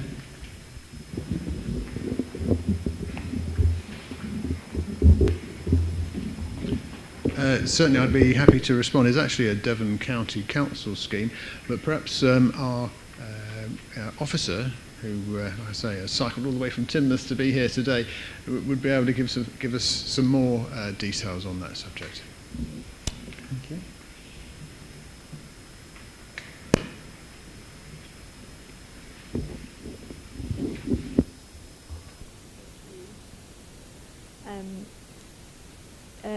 Sure, happy to elaborate. The scheme is a scheme that is being taken forward through Devon County Council with Teambridge working in partnership. The scheme has been progressing for some time, and this is one of the elements that would be needed in order to enable that scheme to move forward. So that would be one of the schemes that we would like to see move forward through this amendment to the bylaw.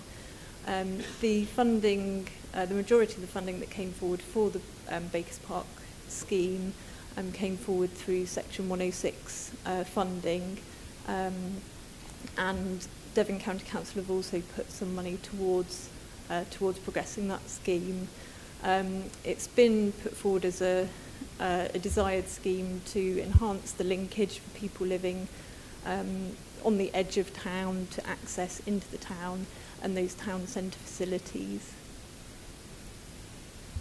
Oh, thank you very much. Finished before I expected you. Thank you very much. Happy with that, Councillor McGregor? Thank you very much. Right, so we've had a proposer and seconder. Can we go to the vote, please? All those in favour? Against? Abstentions? None. That's carried. Right, now we could move on to item 16, which is recommendation from procedures, notice of motion. And I'll just run through this myself as chair of the committee. It was following a notice of motion submitted to this council by Councillor Swain, and it was regarding amendments to the Constitution, and it came back with a recommendation from procedures that in item 4.32e, public questions, the business of the meeting to be amended to read the business of the council.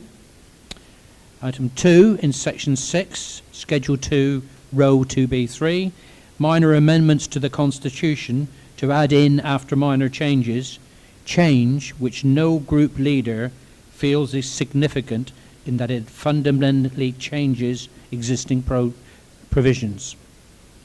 And item 3, to modify the Constitution to use gender-neutral language throughout to replace references to chairman with chair and he and his with they or their. So I so move that this be put forward. Can I have a seconder for that, please? Councillor Connett. Okay, Councillor Swain. Councillor Swain. I do apologise, Councillor Swain. Okay, everyone happy? Can we go to the vote on that to be accepted? Oh, Councillor McGarry, did you want to speak? Thank you, Chair. I just want to remind the council that at that meeting where that was agreed, Councillor Haynes obtained agreement from that committee that anybody who was chair of the council or leader could refer to themselves in their chosen form. And that was agreed by the committee as part of that motion. Okay. Thank you very much. Right, can we go to the vote then? All those in favour? Against? Abstentions? Okay, thank you very much. I believe that's carried. We'll now move on to item 17, which is again Procedures Committee. Right. This was an item regarding public and members' question times. And after discussion, it was recommended that we bring to full council the timelines for submitting public and member questions to committee to be 3 clear working days before the meeting. That's equalising them between members and members of the public. I.e., should the meeting be on a Thursday, the deadline would be on the Friday before at 5 p.m. So that's 3 clear working days prior to the meeting. Can I have a seconder for that, please? Councillor Hook. Right, no one wishing to speak. Can we go to the vote? All those in favour? Against? Are you for and against, Councillor Cox, are you? So, none against. Abstentions? Councillor McGregor, abstention. Okay, thank you very much. If we can now go on to item 18, and this is from Councillor Hook, is a notice of motion. If you'd like to present this, Councillor Hook.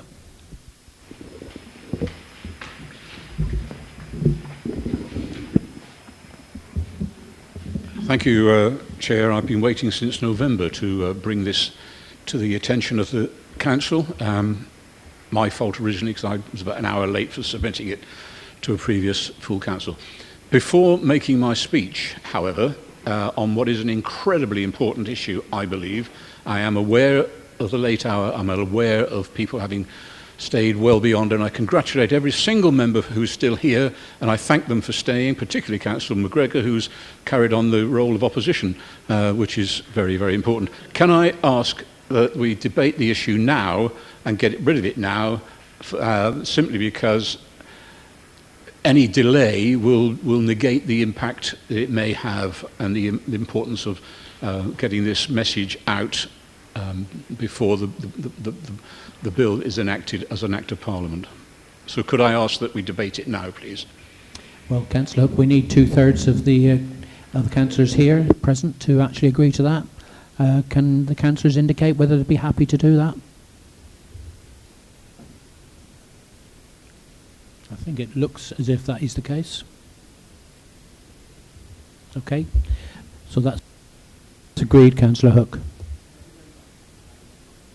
Then with the mic up my nose. Thank you. Mr. Chairman, you and I have sat down from time to time, one-to-one, and discussed various things. I'd like to put it to everybody in this room right now that if we were to sit down face-to-face, you and I asked you certain questions, the first one of which would be, do you believe in democracy? Do you believe in democracy? I hope sincerely that every single person in this room would say yes. They'd say yes, enthusiastically so. If we were to sit down and continue that conversation one-to-one, it might well be that different interpretations of democracy would emerge. We might have differences, for instance, on how a vote, parliamentary level or any other level, would be taken. There'd be those in favour of first past the post, and there'd be those maybe who would like some alternative method of voting. But we would all agree that voting in a free election would be an aspect of a democracy. I don't think there'd be anybody dissenting to that. But if we look a bit further, a bit deeper, a bit more substantive as to what democracy means, I hope we could come up with some constructive thinking. Can I put it to every member or every person here that one of the absolute fundamentals of our democracy and of a democracy is the right to opposition, the right to protest, the right to say to a government or to an administration, to this council, you're wrong, I don't agree, you're out of step, for whatever reason, you're wrong. And that is a fundamental right, I believe, of our democracy, that we as individuals have a right to oppose and to say no. It varies around the world, of course. Goodness only knows, we've got enough examples recently of the way in which democracy is either non-existent or has been eroded. Hitler's Germany, South Africa under apartheid, North Korea, Stalin's Russia, hey, Putin's Russia.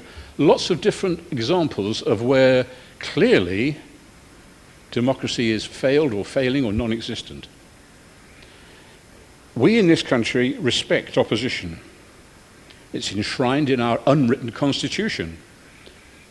We pay the leader of the opposition in Parliament to lead opposition to the government. I think all that's to be applauded, and I hope so far I've said nothing that anybody can disagree with. The dictatorships that have existed and still exist around the world didn't emerge overnight. There were gradual steps in a downward spiral of suppression of minorities and opposition to the government of the day. I've been involved in protests most of my life, one way or another. As a student, I led a campus protest against the Vietnam War. Some of you were probably born when the Vietnam War was going on, and you can probably remember it. Very few took notice, and even less joined in. I must say, it was a depressing experience, but it was a protest. I had the right to do it. I led a demonstration with placards. Recently, more recently, just before COVID set off, Councillor Jackie Hook and I went to London and participated in a huge climate change demonstration. It was a quiet, fairly well organised demonstration. I think we both carried banners. I did. And we chanted a bit. Climate change. We want action on climate change. When do we want it? Now. That sort of thing. You've all seen it and heard it. 100,000 people or so. Fantastic demonstration. If the legislation that is currently before Parliament is enacted, I could be arrested. You could be arrested for taking part in that demonstration. You could be arrested for chanting. That must be wrong. That has to be wrong. In recent years, we've seen protests of different sorts. When I was a county councillor, we had a protest at county from the, I think it's called WASP, the Women Against the Raising of the Pension Age, and quite right too. And they took part in a demonstration here in town. Are we going to stop them doing that or them risk becoming criminals? But that's the legislation that is currently before Parliament. The police and crime and whatever it is bill. It's been opposed by so many people. Conservative members of Parliament and Conservative peers have opposed this legislation. 350 organisations from around the country have opposed this legislation. Trade unions, political parties, pressure groups, Friends of the Earth, Save the Whale, Greenpeace.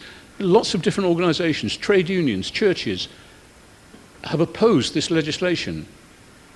And yet it's going through Parliament. It's going through despite the fact that quite a bit of it hasn't actually been discussed in Parliament. There are aspects of the bill which have not even been raised in the House of Commons. Let me just look at some of the other aspects of the bill. Clause 57, for instance, would give the police new powers to ban public assemblies. Not just protests, but assemblies, meetings. That would be an unprecedented and unjustified assault on the rights of freedom of assembly and freedom of speech, surely. The police will be given rights to stop and search without reason. The only person who can define reason will be currently Priti Patel, or Pretty Ugly, the Home Secretary. She is giving herself rights of legal definition. These things must be wrong. They must be wrong. Boris Johnson's government is doing various things that are anti-democratic and are destroying our democracy. One piece of legislation going through at the moment is the elections bill, which will actually prevent tens of thousands of people, almost certainly, from having the right to vote. Must be wrong. I'm not dealing with the elections bill right now. I'm dealing with the police and crime legislation. A draconian bill includes awful and unnecessary new laws to crack down on the fundamental British right to peaceful assembly and protest. They are part of the Conservative government's anti-democratic attempts to silence any opposition to its policies. We are on a slippery slope. We are on a slippery slope. And I won't detain members any longer than necessary. The police don't want this legislation. Former police and crime commissioners have opposed it, and the police themselves believe they currently have sufficient powers. We've had a cultural debate this afternoon, a long and lengthy cultural debate. I'm going to add to it for 1 minute. Bear with me, this is the last thing I want to say before asking you to support the notice of motion I have in front of you. And I won't read that again, you've all got it there. But first they came for the communists. And I didn't speak out, because I was not a communist. Then they came for the socialists. No, I didn't speak out because I wasn't a socialist. Then they came for the trade unionists. And I didn't speak out because I'm not a trade unionist. Then they came for the Jews. And I didn't speak out because I'm not a Jew. Then they came for me. And there was no one left to speak out for me because they eroded our democracy. Don't let them do it. Don't let them do it. I move the notice of motion as set out. Thank you.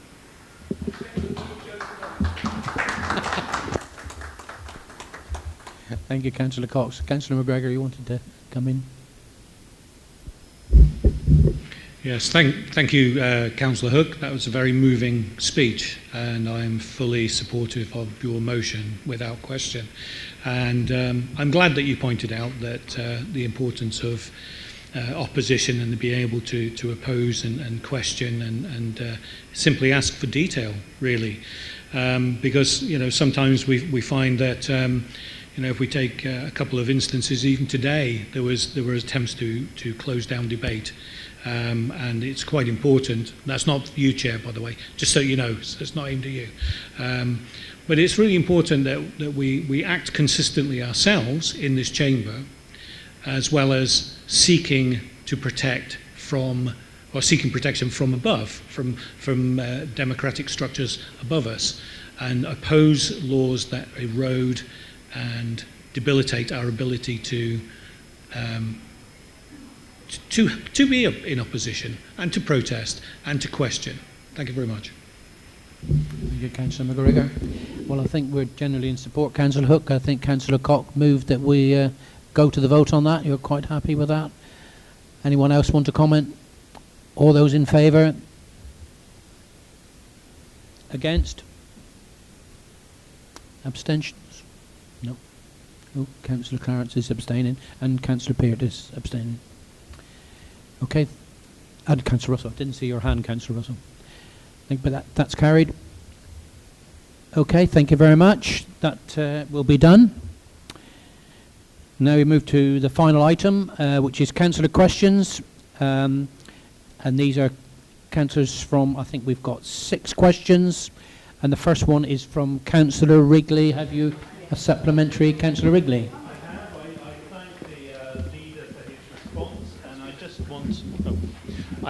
Thank you, and I thank the lead of his response. My supplementary question is, so for the avoidance of doubt, given the process to determine public speaking at Planning Committee does not operate on a first-come, first-served basis, could fake objectors registering to speak early be automatically selected ahead of genuine community representatives who register later? Councillor Connor? No. Right. Okay. Yes. And the next one, please, Councillor Hugh Cox. No supplementary. That's fine. Councillor Andrew Swain. Supplementary. Thank you. Thank you for the detailed explanation. So, in fact, in this case, the officer did far more than was required to help objectors after they failed to register to speak by the deadline. If the rules had been followed exactly to the letter, no one would have been able to speak to oppose at all. Would you join me in thanking the officers for the excellent job that they did and do, often in very difficult circumstances? Thank you, Councillor Swain. Councillor Connett? Yes. Okay. Follow that. Councillor Clarence, you have 3 questions. Have you supplementaries for your first one? Yes, indeed. Microphone, please. Yes, indeed. You'll see I asked the leader to confirm through his legal team that we weren't complicit in granting planning applications that could well be construed to be causing further public nuisance. The first response didn't seem to answer the question at all. It just talked about self-risk or something. So my question is, why won't he really answer the question instead of pontificate? Okay, that's Councillor Taylor. Over there, please. Hand up, Gary. I believe I did answer the question. I'm not in the. I'm not usually one to pontificate. Okay, thank you. Second question, Councillor Clarence, supplementary. Wait for the microphone. I'm not in the habit of being called misguided when it comes to the tortuous rule of Rylands versus Fletcher. This was an event where a dam burst and the person was liable even in the absence of negligence. So my legal person that I asked upon this is completely, shall we say, at odds with the response that I got when I was misled. So I don't accept that question, and would I ask the member for planning as my supplementary question, is he still persisting with this answer? Councillor Taylor, right beside you.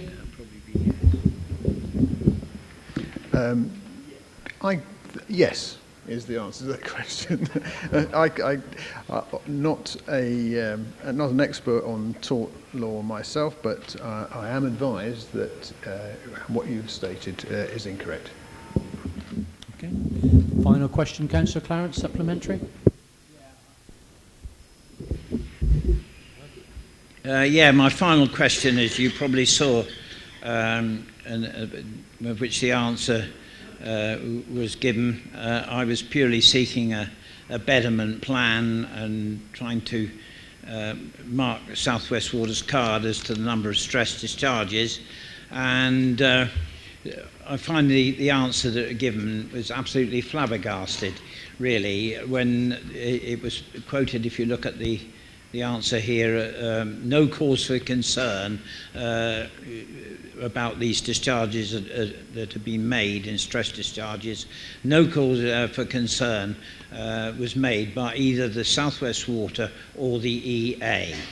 So, you know, we are the ones that are actually signing off the planning permissions there, and therefore I still maintain that we are the ones culpable for causing a public nuisance.